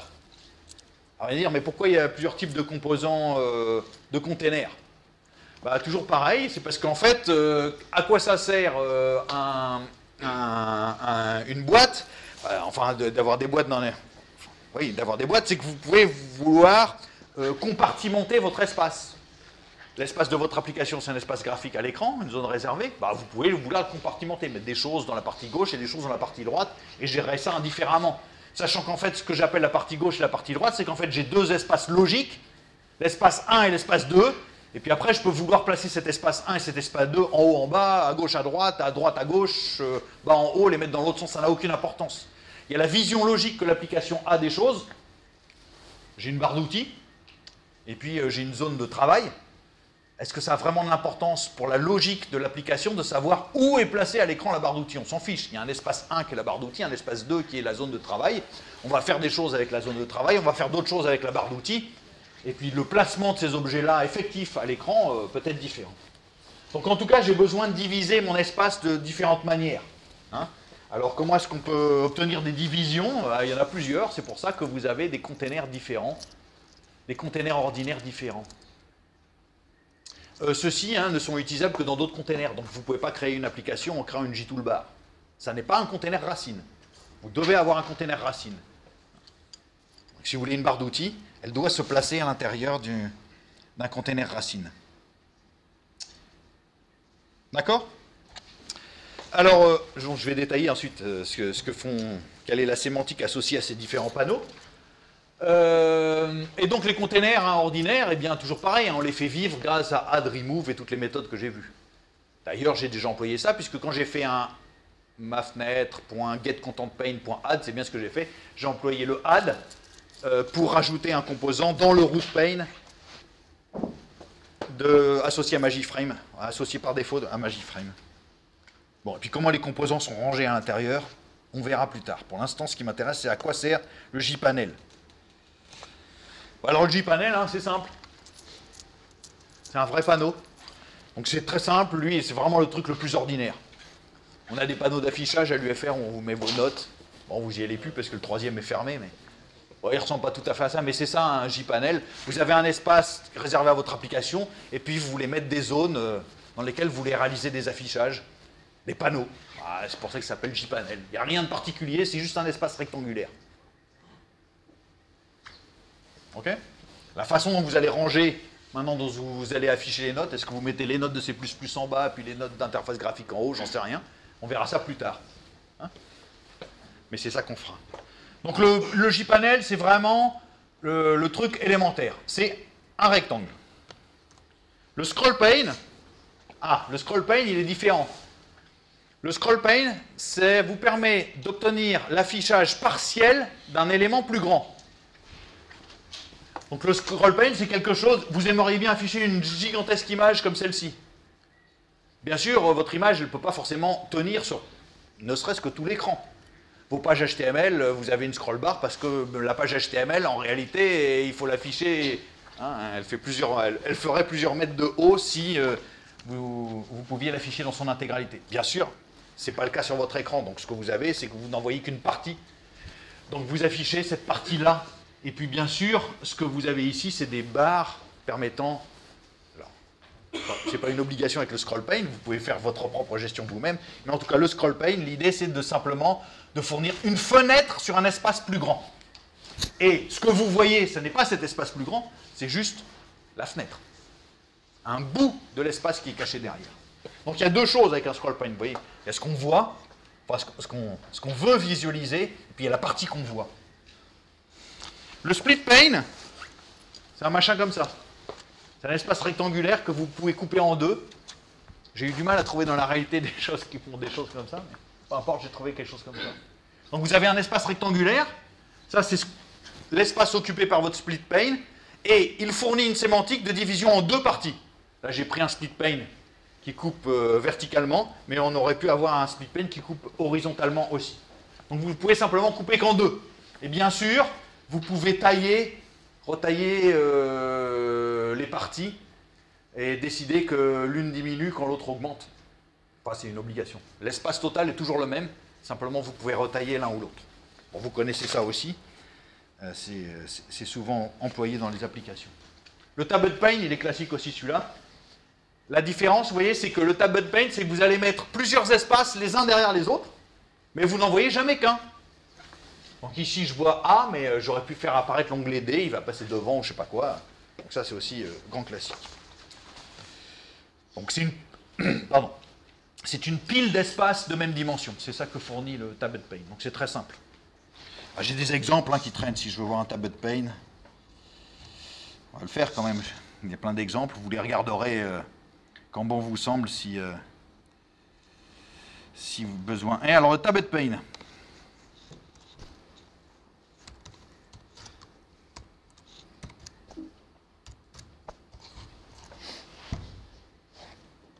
Puis après, on regardera comment il a été créé, mais... Ouais,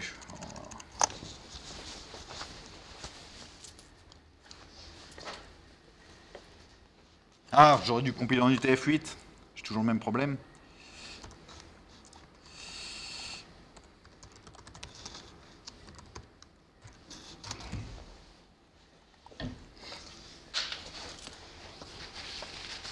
Donc en fait, ici, j'ai bien 3 panneaux. Et les onglets, vous les voyez ici, c'est numéro 1, numéro 2, numéro 3. Donc quand je sélectionne un onglet, c'est automatique, hein, je ne me fatigue pas.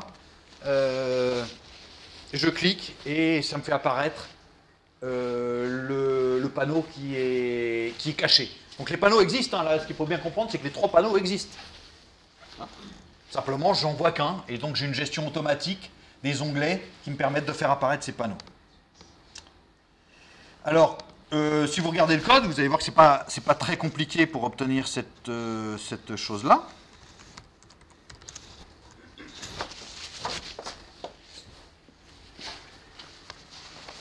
Je me suis simplement créé une méthode automatique qui me crée des panneaux. Hein. Donc j'ai besoin de 3 panneaux. Donc je me suis simplement créé 3 JPane, 3 JPanel, pardon. Donc j'ai une méthode spécifique pour me créer un JPanel dans lequel il y a une étiquette. Donc j'ai créé un JPanel dans lequel j'ai placé une étiquette avec un texte. C'est aussi bête que ça, donc peu importe.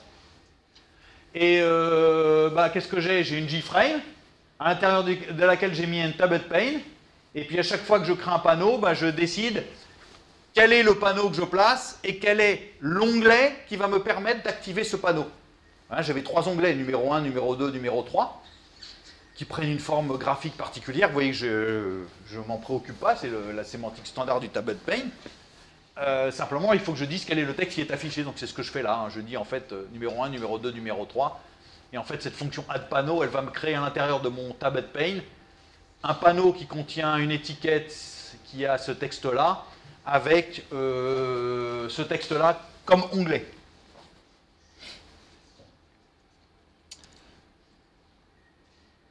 D'accord?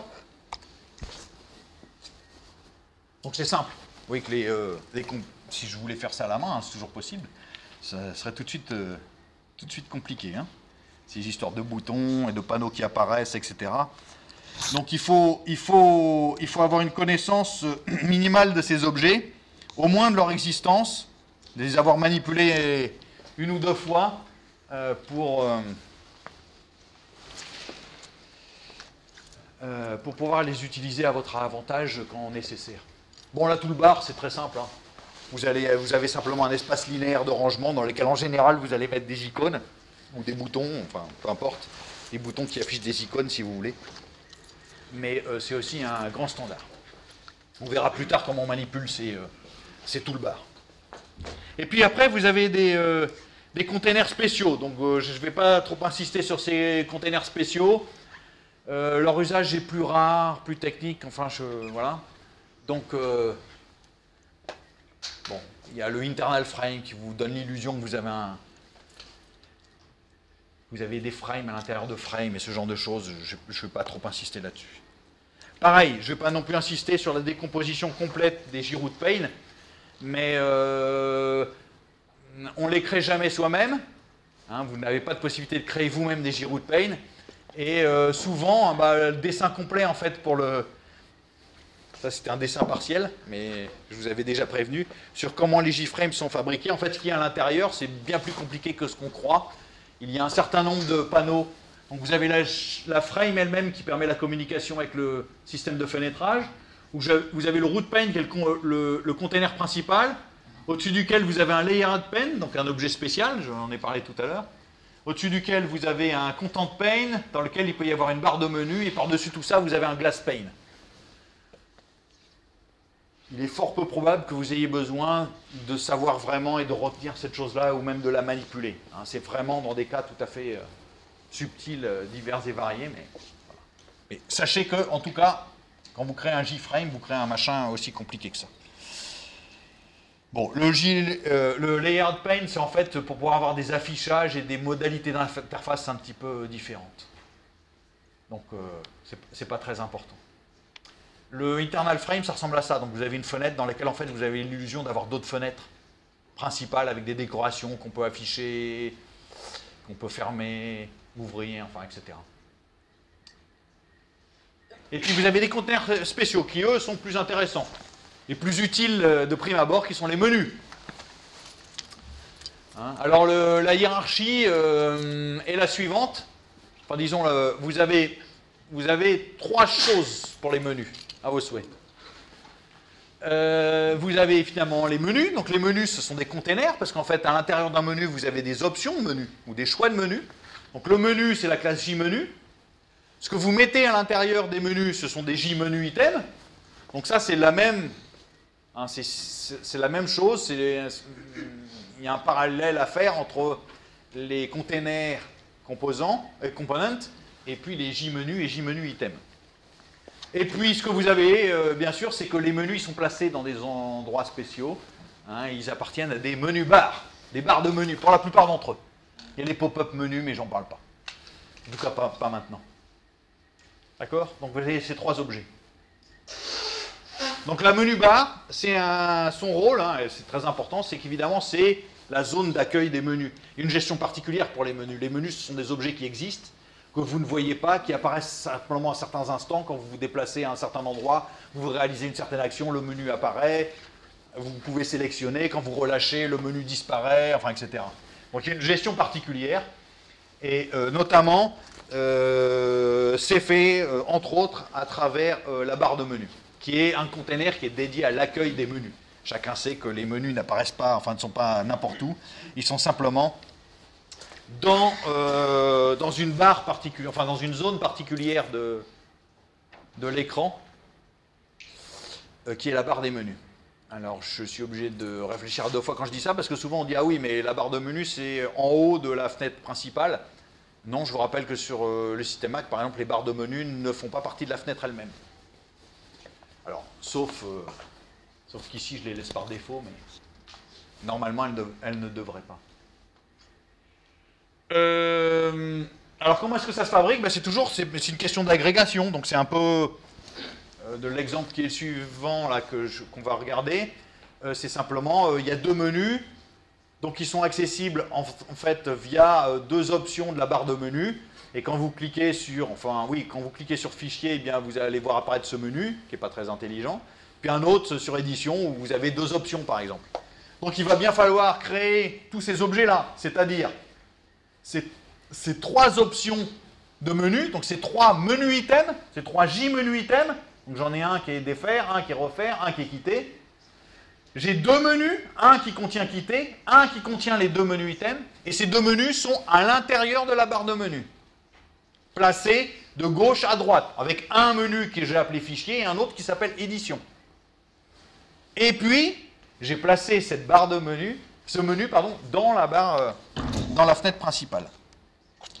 Alors, je vais regarder à quoi ça ressemble, du point de vue du code.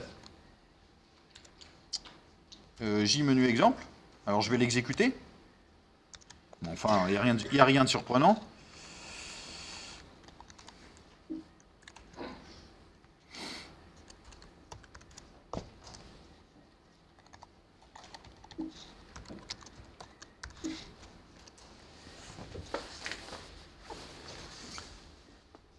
Ok.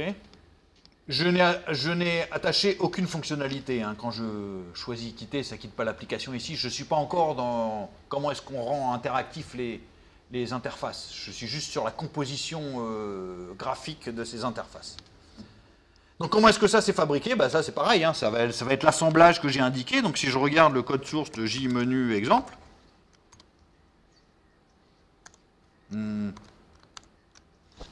voilà. Hein.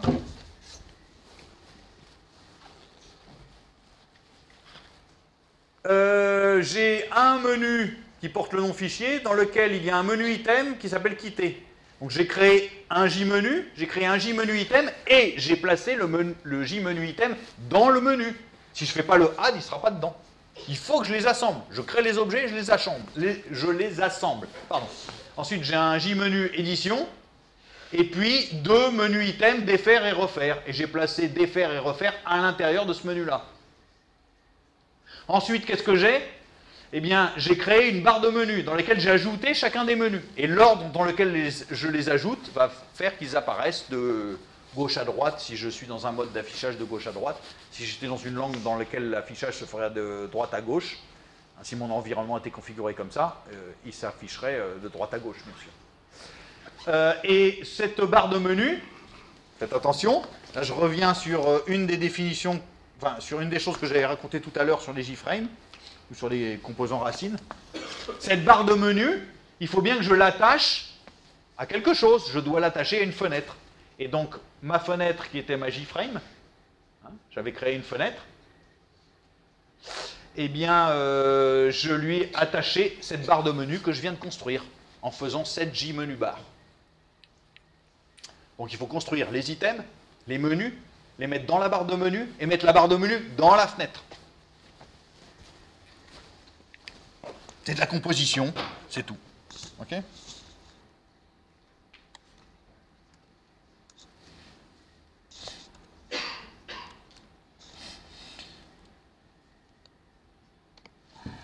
Donc il faut tout décomposer, vous n'avez pas le choix. Bon, vous avez droit à d'autres petits objets dans les menus, hein. Vous avez droit à ces petits objets particuliers qui sont les séparateurs. Dans certains menus, il y a des regroupements logiques. Donc vous avez le J-séparator qui n'a aucune sémantique, vous ne pouvez pas le sélectionner, c'est juste visuel. Alors une question que vous pouvez vous poser, c'est comment je fais des sous-menus. Bon, ça c'est extrêmement simple. Il n'y a aucune difficulté à faire des sous-menus, puisque je lis ce diagramme UML et je vois qu'un J-menu est un J-menu item. Donc si je place un menu dans un menu, j'ai un sous-menu. C'est terminé.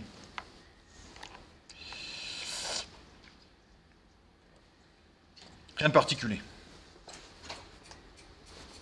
Bon, ça vous arrivera peut-être, mais il y a des discussions techniques. Mais disons que si jamais vous ajoutez des composants dynamiquement à des containers, il faut faire attention, hein, il faut indiquer au container, non, le container il est prévenu, hein, vous pouvez faire des adds. Le problème c'est que si vous rajoutez dynamiquement des composants à des containers, alors que ces containers sont visibles, vous ajoutez ou vous enlevez des composants. Hein. Vous allez avoir des effets bizarroïdes, notamment certains composants, vous ne les verrez pas bien, ils sont mal affichés ou je ne sais pas quoi. Si vous voulez absolument que les choses se produisent correctement, c'est qu'une fois que vous avez ajouté des composants à des containers, et que ce container était visible, il faut demander au container de valider la modification de l'interface que vous avez voulu faire. Donc vous avez une méthode spéciale sur les containers qui s'appelle validate et qui permet de faire ça. Qui a un peu le pendant, entre guillemets, de la méthode PAC. La méthode PAC, on verra exactement comment est-ce qu'elle fonctionne, mais l'idée de PAC que j'ai employée à chaque fois ici dans mes applications, hein, vous avez vu que partout dans mes exemples, vous trouverez quasi systématiquement, hein, je crée une JFrame, je crée toute ma hiérarchie, puis à la fin, je fais ma frame.pack, et puis ma frame setVisible. Qu'est-ce que ça fait ça? Eh bien, ça laisse Java déterminer quelles sont les bonnes tailles pour mes différents composants, de telle sorte que je vois les choses s'afficher raisonnablement, avec une taille à peu près raisonnable.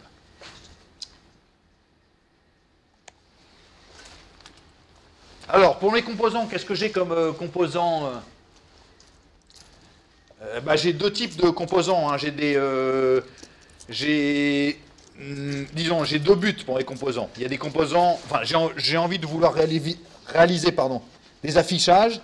Et puis, dans d'autres cas, j'ai envie, disons, de faire des saisies, de faire des entrées, de réceptionner des événements interface depuis l'utilisateur.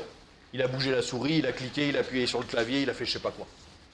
Et alors, vous avez des composants qui fournissent l'un ou l'autre, ou les deux. Hein. Alors, ce qui est important de savoir des composants, donc des components, c'est que bien sûr, ils peuvent être actifs.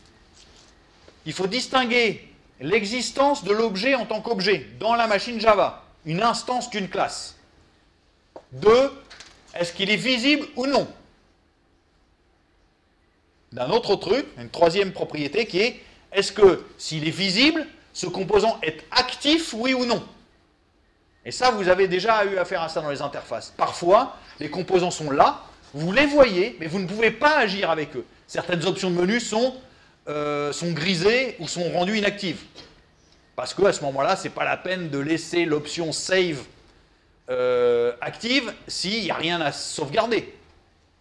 Vous me direz, c'est pas très grave, je vais la laisser active et puis dans mon test, dans la fonction qui sera déclenchée par save, si ça a déjà été sauvé, je fais rien et puis c'est tout, on n'en parle plus. C'est pas comme ça qu'il faut réagir. Si vous laissez une option active, utilisable, c'est pour dire à l'utilisateur qu'il y a une interaction qui est possible et qui a du sens. Donc si je vois qu'il est possible de sauver mon fichier, c'est que je me dis, tiens, il vaut mieux que je le sauve. Le problème, c'est que si je le sauve et que vous ne rendez pas l'option grisée, je vais me dire, ah, ça a bien marché, là, qu'est-ce qui se passe? Il faut que je le sauve une deuxième fois, il faut que je me pose la question. Donc, attention, c'est bien de pouvoir dire à l'utilisateur qu'il est possible de sauver le fichier, mais si à certains moments, il n'est pas possible de... Enfin, il n'est pas utile de sauver le fichier, autant rendre l'option inactive. Vous allez me dire, je peux la rendre invisible. Ça va rendre un peu trop dynamique vos interfaces, c'est pas ça qu'on fait. Donc en général, vous avez la possibilité de griser des objets. Par exemple, vous voyez, ça c'est très clair, visuellement, chacun sait que ça c'est bien un bouton. Simplement, pour l'instant, il est inactif, pour une raison assez claire, normalement, si votre application est bien conçue. Ça, c'est un bouton, il est actif. D'ailleurs, je suis encouragé à cliquer dessus. Visuellement, il y a tout ce qu'il faut pour m'encourager. Donc ça, pour tous les composants, vous avez la même chose. Vous pouvez les rendre actifs ou inactifs. Vous pouvez bien sûr déterminer s'ils sont actifs via getEnabled. OK? Rien de bien mystérieux. Alors parmi les composants qui sont non interactifs, ce que j'appelle les composants non interactifs, c'est pas des composants, enfin c'est des composants qui ne servent qu'à fournir de l'affichage en retour à l'utilisateur. Ce pas des composants avec lesquels l'utilisateur va interagir. Hein. Donc vous avez bien sûr le JLabel. Hein. Vous le savez bien. On l'a déjà employé jusqu'ici, il sert à afficher du texte, donc là il n'y a rien bien de mystérieux, mais je vais pouvoir dire 2-3 choses dessus quand même. Au moins une chose dessus. Vous avez les JProgressBar, les JSeparator et les tooltips. Donc JLabel et JSeparator, j'en ai déjà parlé. Tooltip, c'est pareil. Hein. J'en ai déjà parlé aussi. Le JLabel, en fait, c'est juste quelque chose qui vous permet... Alors, jusqu'à présent, je l'ai utilisé là dans mes exemples que pour afficher du texte. Mais en fait, le JLabel, il peut afficher et ou texte, enfin une combinaison de texte et icône. C'est ça, en fait, un JLabel. Donc, ce que vous voyez ici, c'est un JLabel dans lequel il y a à la fois du texte et à la fois une icône qui a été placée ici. OK? Bien sûr, je peux mettre que le texte, comme vous l'avez déjà vu précédemment, ou je ne peux mettre que l'icône si je veux. Mais je ne peux pas cliquer là-dessus, ça n'a pas de sens, etc. D'accord? Alors, pour ceux, comme j'ai employé le JLabel, là, et je vous ai dit qu'on peut mettre du HTML pour formater un peu, la question c'est, qu'est-ce que je vais mettre comme HTML? Si vous mettez du HTML trop riche, il ne se passe rien du tout. Hein. Donc c'est un ensemble très très réduit de HTML, il faut vous arrêter au 3.2. Donc n'essayez pas de faire des choses trop compliquées avec ce HTML-là. C'est vraiment élémentaire, enfin élémentaire, c'est déjà assez compliqué, mais c'est relativement élémentaire. N'essayez pas de faire du JavaScript là-dedans, ça n'a pas de sens. ProgressBar, bah ça c'est pareil, hein, ça vous permet de rendre compte d'une progression. Vous êtes en train de charger un fichier, ou votre IDE il est en train de compiler, c'est une opération qui est un peu longue. Si l'opération, vous savez qu'elle est courte, c'est pas la peine de vous fatiguer à afficher des barres de progression. Hein. Si l'interaction est, disons, si une action prend moins d'une seconde, c'est pas la peine d'afficher des éléments visuels. Vous pouvez vous contenter simplement de mettre un message en disant ça y est, c'est fini. Par contre, quand une opération peut prendre du temps, hein, si vous êtes en train de télécharger quelque chose, c'est quand même très utile d'indiquer à l'utilisateur ce qui se passe. Parce que s'il doit attendre 3 minutes, il ne sait pas si l'action se produit effectivement et ça avance, ou si l'application est bloquée, ou je ne sais pas quoi. Hein, c'est toujours le même problème. S'il ne se passe rien à votre écran, vous ne savez pas si ça tourne en rond ou ça avance. Donc il vaut mieux le prévenir. Bah, pour le rendre compte, pour lui rendre compte d'une progression, eh bien, vous avez ces ProgressBar. Alors, il y a des variantes. Hein. Vous avez, ça, c'est, pour l'instant, ça, c'est une progression dont vous ne pouvez pas indiquer à l'utilisateur quelle est la durée estimée, par exemple. Ce n'est pas toujours facile au départ, ou même dans certains cas, vous ne pouvez pas toujours... Vous voulez dire que quelque chose se produit, que ça avance bien, mais vous ne pouvez pas dire j'en suis à 50% ou à 30% ou ça va terminer dans 10 minutes. Donc vous avez des choses de cet ordre-là. Donc là, en général, ici évidemment c'est inactif, mais vous le voyez tourner par exemple. Hein. Vous avez un effet visuel qui vous indique que quelque chose se produit. Ça c'est plutôt de l'ordre de, justement quand vous savez estimer quelque chose. Donc là c'est très clair. Je sais que j'ai dépassé les 3/4 de mon opération, donc je sais qu'il me reste encore le temps d'aller boire un café ou fumer une cigarette. Et puis là vous avez quelque chose de plus interactif encore, c'est que vous pouvez même annuler l'opération si c'est nécessaire. Bon, en tout cas, c'est toujours la même variante. Ici, l'interaction est nulle, disons, avec cet objet-là lui-même. Hein, ici, j'arrête l'opération, non pas via la ProgressBar, donc c'est ça ma barre de progression, mais via un bouton qui est associé à ma ProgressBar. JSeparator, j'insiste pas, on l'a vu dans le menu, et tout le type, je l'ai illustré dans le premier exemple avec le label. Donc rien de plus à dire sur ces choses-là. Alors les composants interactifs simples, c'est les boutons, les listes, les textes, et puis divers. Alors les boutons, vous en avez toute une variété. Pareil, je ne vais pas tous les décliner, vous les expérimenterez vous-même. D'ailleurs, je vous ai donné des exemples, vous regarderez, mais vous avez les boutons, les menus items. Alors, j'ai regroupé tout ça sous la forme de boutons, parce qu'en fait, ce sont bien des boutons. C'est-à-dire, tous ces objets-là, d'un point de vue logique applicatif, à l'intérieur de votre application, vous les manipulez exactement de la même manière. Ça ne fait aucune différence. C'est-à-dire, quand vous sélectionnez une option dans un menu, ou quand vous cliquez sur un bouton, pour l'application, c'est pareil. Ça veut dire que vous avez cliqué sur un bouton, en gros. Visuellement, ces objets-là apparaissent différemment, vous les manipulez différemment, mais d'un point de vue de logique, c'est toujours la même chose. Cliquer sur un bouton, c'est que vous voulez déclencher une action. Sélectionner quelque chose dans un menu, c'est pareil, vous voulez réaliser une action. Donc d'un point de vue logique, c'est la même chose. Pareil sur les checkbox menu item, les radio buttons de menu item, les toggle buttons. Donc ça, ce sont des objets simples. Il n'y a en gros qu'une seule interaction. Vous cliquez sur un bouton qui représente une chose. Vous choisissez une option dans un menu, ça représente une chose. Ensuite, vous avez des objets de type liste. Donc vous avez un ensemble de choses et vous voulez faire des sélections là-dedans. En sélectionnant un parmi, plusieurs parmi.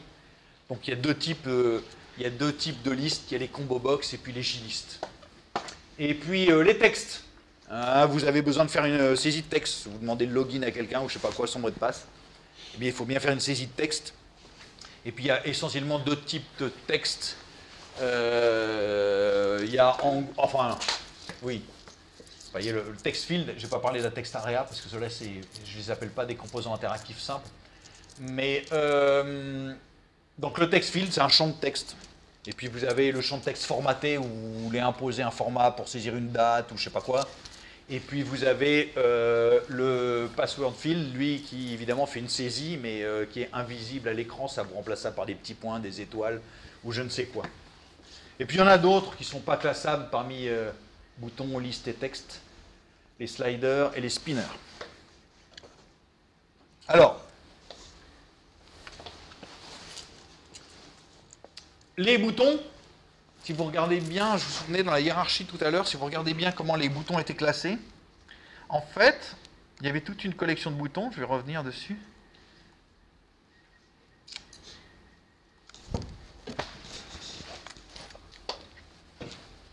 Ils sont là, hein. Je suis en train de parler de ça, là. Le bouton, le toggle button, le checkbox, radio button, checkbox, c'est déjà pas mal. Et si vous remarquez bien, d'ailleurs, dans cette hiérarchie, donc c'est ça que j'ai oublié de vous dire, que j'ai sauté volontairement dans l'explication sur les J-menus, c'est que pour Swing, les menus sont des objets comme les autres. J'avais dit dans AWT que les menus, c'était une hiérarchie à part des autres. Ce n'étaient pas des composants ordinaires.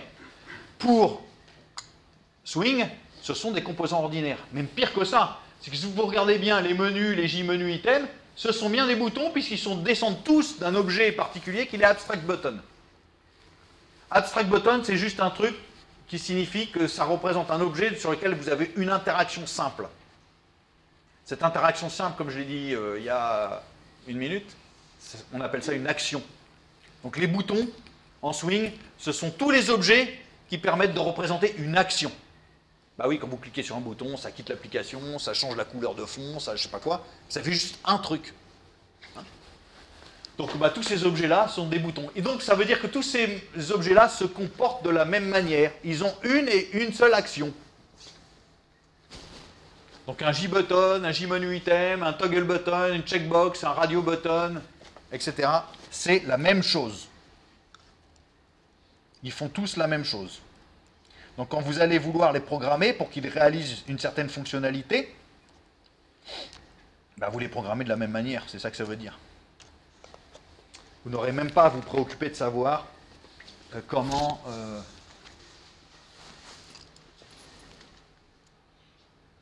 ça fonctionne. D'où ça vient. Bon, vous avez le droit de regrouper vos boutons dans des groupes de boutons.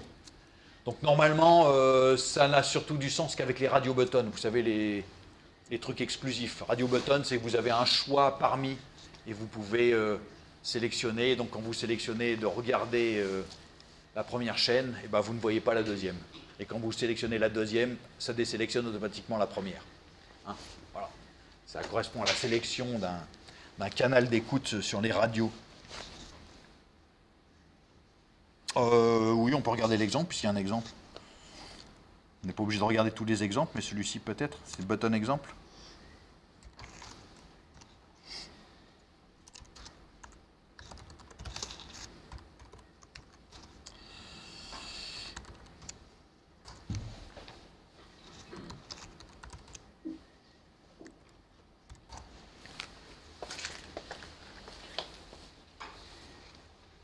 Ah bah j'ai donc j'avais oublié, mais j'ai illustré ici les 3 types de boutons différents. Hein. Donc les buttons, les checkbox et les radios. Bon bah des boutons, hein, c'est très simple, hein, c'est des boutons tout à fait ordinaires, vous pouvez cliquer dessus. Les checkbox, bah voilà, je peux sélectionner différentes choses. Qu'est-ce que vous voulez manger? Entrée, plat, dessert, fromage ou pas? Et puis les radio buttons, par contre, vous choisissez hein, ce que vous voulez regarder. Donc dès que vous en choisissez un, ça désélectionne le reste. Enfin, d'accord. Alors vous pouvez regarder le code, ça c'est facile, j'ai 3 panneaux. Dans chacun de ces panneaux, j'ai placé dans le premier 2 boutons, dans le deuxième, je ne sais pas combien de checkbox, 1, 2, 3, 4, avec un groupe, probablement, et puis dans le radio, pareil, j'ai dû créer un groupe avec 4 boutons. Je vous laisse examiner et décortiquer ce code-là. De toute façon, vous expérimenterez ça en partie en télé.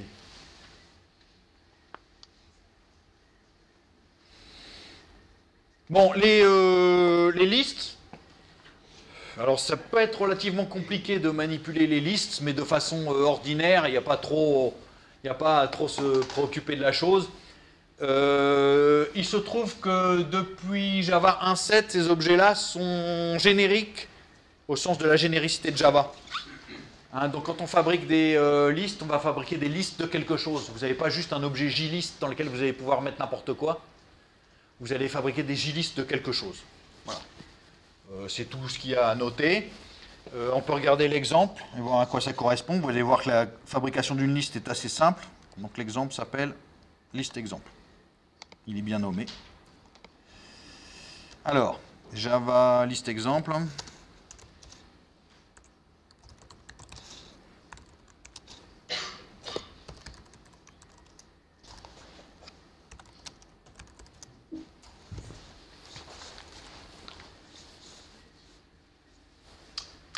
Là, j'ai mis des combo box. Oui, la différence entre combo box et liste, ben, c'est tout bête. Hein. Voilà une combo box. Vous faites apparaître.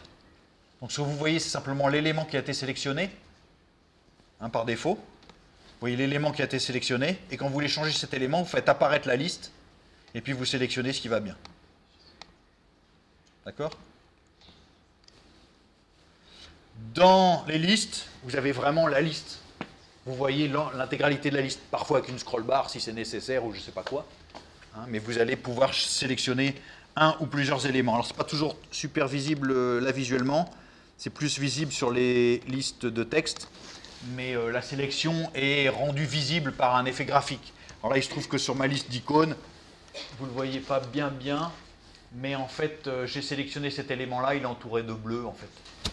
Donc si j'en sélectionne un deuxième, je devrais voir les deux entourés de bleu. Bon. C'est pas très adapté à la projection que j'ai ici, mais c'est tout. Hein, par contre, sur l'écran, je le vois plutôt bien. D'accord? Dans les deux cas, hein, ça présente les choses de la même manière.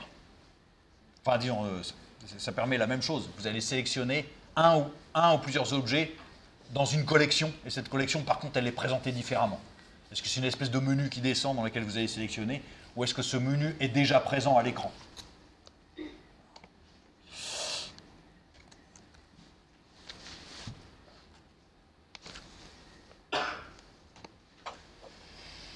Bon, les champs de saisie de texte, vous les connaissez.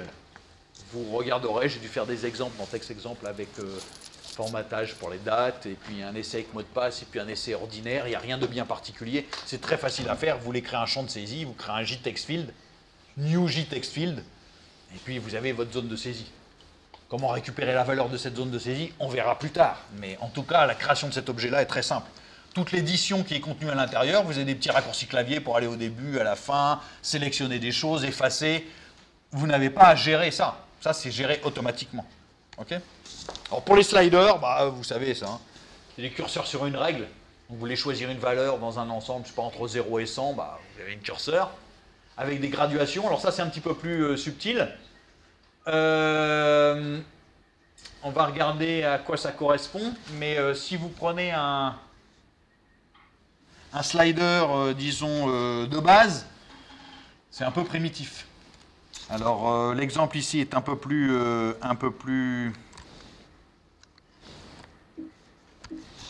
Comment il s'appelle l'exemple? Slispy.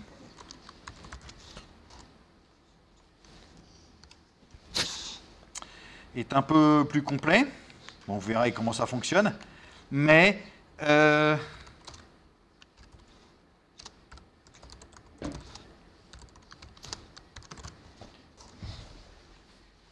il y a des méthodes pour faire apparaître ce qui vous intéresse. Donc notamment, vous pouvez choisir des tas de choses pour le spinner. Alors, le slider, hein, c'est ces objets-là, là, vous voyez. Là, vous avez deux sliders. Et vous voyez qu'ils sont assez différents. Il y en a un qui est relativement libre, il ne se passe rien. Bon, voilà. Enfin, il ne se passe rien. Vous pouvez déplacer un curseur sur une barre. Et puis là, vous avez des graduations. D'accord? Et vous voyez par exemple que vous avez des graduations en face desquelles il y a des nombres, et puis des graduations en face desquelles il n'y en a pas. Ouais, c'est comme pour une règle, hein, vous avez jeté un double décimètre, là, quand vous êtes au collège, on vous oblige à faire ça. Et puis bien sûr, vous avez les nombres affichés sur les centimètres, mais vous avez les graduations tous les millimètres. Voilà, c'est exactement ça qu'on contrôle. L'autre chose qui est contrôlée ici, dans cet exemple-là, vous pouvez le voir, c'est que je ne peux pas sélectionner de valeur intermédiaire. Je suis obligé de m'arrêter sur une graduation. Vous regardez bien comment se déplace le curseur. Ça, c'est pareil, c'est libre. Vous pouvez autoriser ou pas à avoir des valeurs intermédiaires ou alors à forcer forcément des valeurs sur les graduations. Ça, c'est ce qu'on appelle un spinner. Un spinner, bah, vous voyez, vous sélectionnez une date, je sais pas, une valeur parmi un ensemble, en ajoutant ou en enlevant. Là, je ne sais pas ce que j'ai mis. Ah, je ne sais plus, il y avait un texte, et puis ça sélectionne des valeurs dans un texte. Je me déplace dans une string, en fait. C'est mon prénom.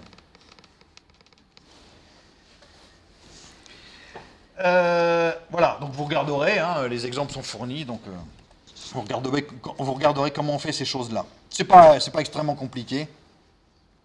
Il faut savoir paramétrer correctement ces différents objets, c'est tout.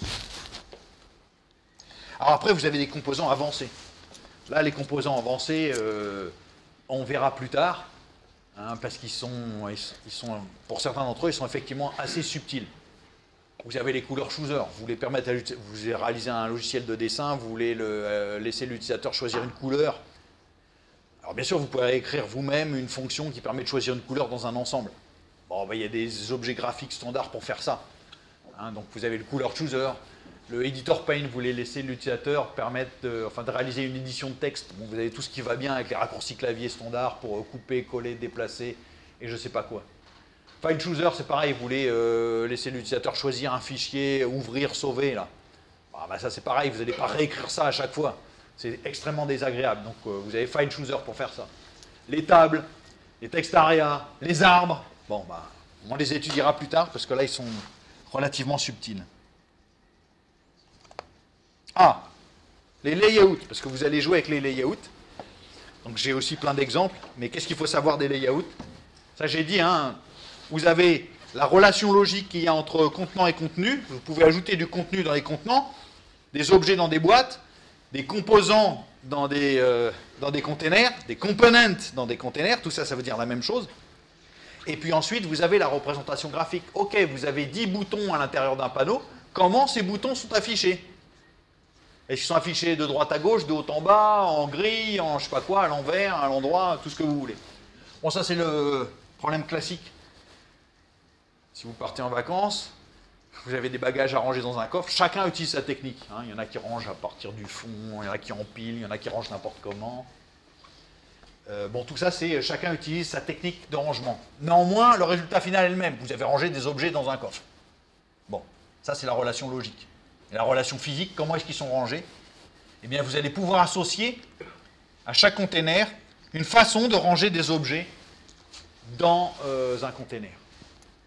Alors, à tout container, vous avez une méthode qui s'appelle setLayout.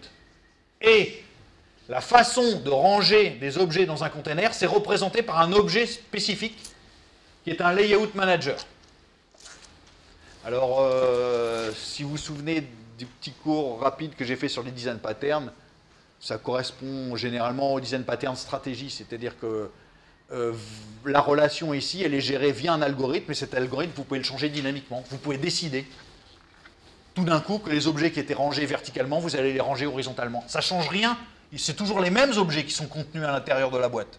Simplement, la façon dont ils vont être représentés là à l'écran est différente. Et ça, c'est représenté par un layout manager. On apprendra à en écrire, je vous montrerai comment on fait ça. Alors, des layout managers, il y en a plusieurs. Vous avez les layouts de base de AWT, qu'on continue à utiliser parce qu'ils ne sont pas inintéressants. Border, card, grid, grid bag, flow. Et puis, vous avez des layouts de swing, les box, group overlay, scroll pane, spring, viewport.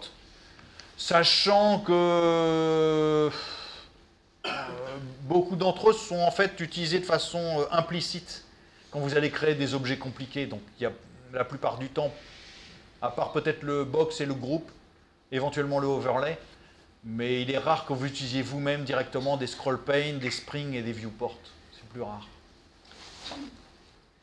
Alors vous regarderez exactement comment ça fonctionne. D'ailleurs, il y a des TP réservés à ça. Mais qu'est-ce que c'est que, par exemple, le border layout? Ben, ça, c'est très simple. C'est un des composants. En fait, on le rencontre partout dans plein d'applications. Je ne vais pas lancer Eclipse parce que le temps qui m'était imparti est réduit. Mais vous avez remarqué que si vous lancez Eclipse, vous avez une fenêtre qui apparaît. Puis quand vous retaillez cette fenêtre, il se passe des choses. Par exemple, il y a une partie à gauche qui reste toujours calée à gauche. Ça ne retaille pas. Puis il y a une partie à droite, elle reste toujours calée à droite.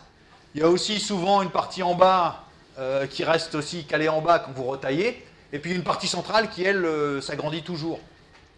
Bon, bah, c'est exactement ça que fournit le border layout. Le border layout, c'est un objet qui range du contenu dans un contenant, sachant qu'il peut ranger au maximum 5 choses.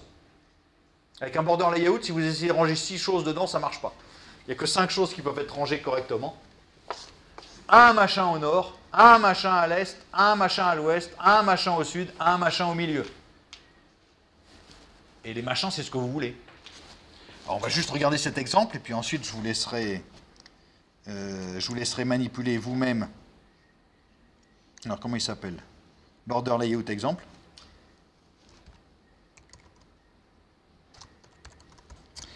Manipuler les autres exemples du cours que vous retrouverez.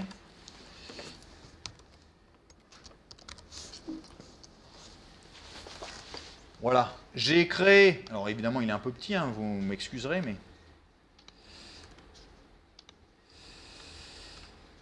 on va réduire tout ça, voilà. Voilà mon application Java, elle est toute petite. En fait, j'ai créé une fenêtre avec un panneau qui utilise la politique border layout, et dedans, j'ai rangé 5 étiquettes, une au nord, une au sud, une à l'est, une à l'ouest et une au centre. Et maintenant... Ce qui est intéressant, c'est surtout à ça que sont utiles les border layouts. Bien sûr, vous me dites, ça, j'aurais pu le faire moi-même. Hein. Je place le machin en haut à gauche, je mets des coordonnées et je place ça comme ça. Ce qui est intéressant, c'est que les layouts, ils vous fournissent une politique de placement qui est conservée dynamiquement.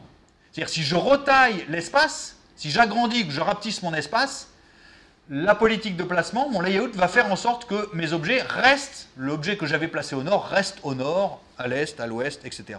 Donc si je replace, vous voyez ce qui se passe exactement. L'étiquette qui était au nord reste au nord, en plus elle est centrée, à l'est elle est à l'est, l'ouest, ouest, enfin, vous voyez exactement ce qui se passe. Alors évidemment ici j'ai mis des étiquettes, c'est des objets très primitifs, hein, mais ça c'est typiquement ce qui se passe dans Eclipse, quand à gauche, ce qui est écrit à l'ouest, c'est en fait un autre panneau qui contient je sais pas quoi, la hiérarchie de votre projet. À droite, c'est je sais pas quoi, le machin qui vous permet, votre browser de classe ou je sais pas quoi. En bas, c'est la zone dans laquelle toutes les informations de debug et de compilation est affichée. Puis la zone de centre, c'est comme par hasard un machin dans lequel vous avez, c'est plus riche que ça, mais vous avez votre zone d'édition en gros. Bien sûr, si je mets rien au nord, l'objet au nord disparaît et on n'a simplement que 4 objets. Mais je ne peux pas en placer 6. Logiquement, le border layout ne sait gérer qu'au maximum 5 objets. Et bien sûr, vous n'avez pas le droit de mettre 2 objets au nord. Il n'y en a qu'un seul au nord. Si vous voulez mettre 2 objets au nord, il faut mettre un panneau au nord qui contient 2 objets, qui aura sa propre politique de placement. Je peux mettre au centre un autre panneau qui, lui, utilise un autre placement border layout ou un autre layout. Chaque boîte a sa propre politique de placement, qui sera conservée, si possible, dynamiquement. Donc devinez ce que ça fait que grid layout.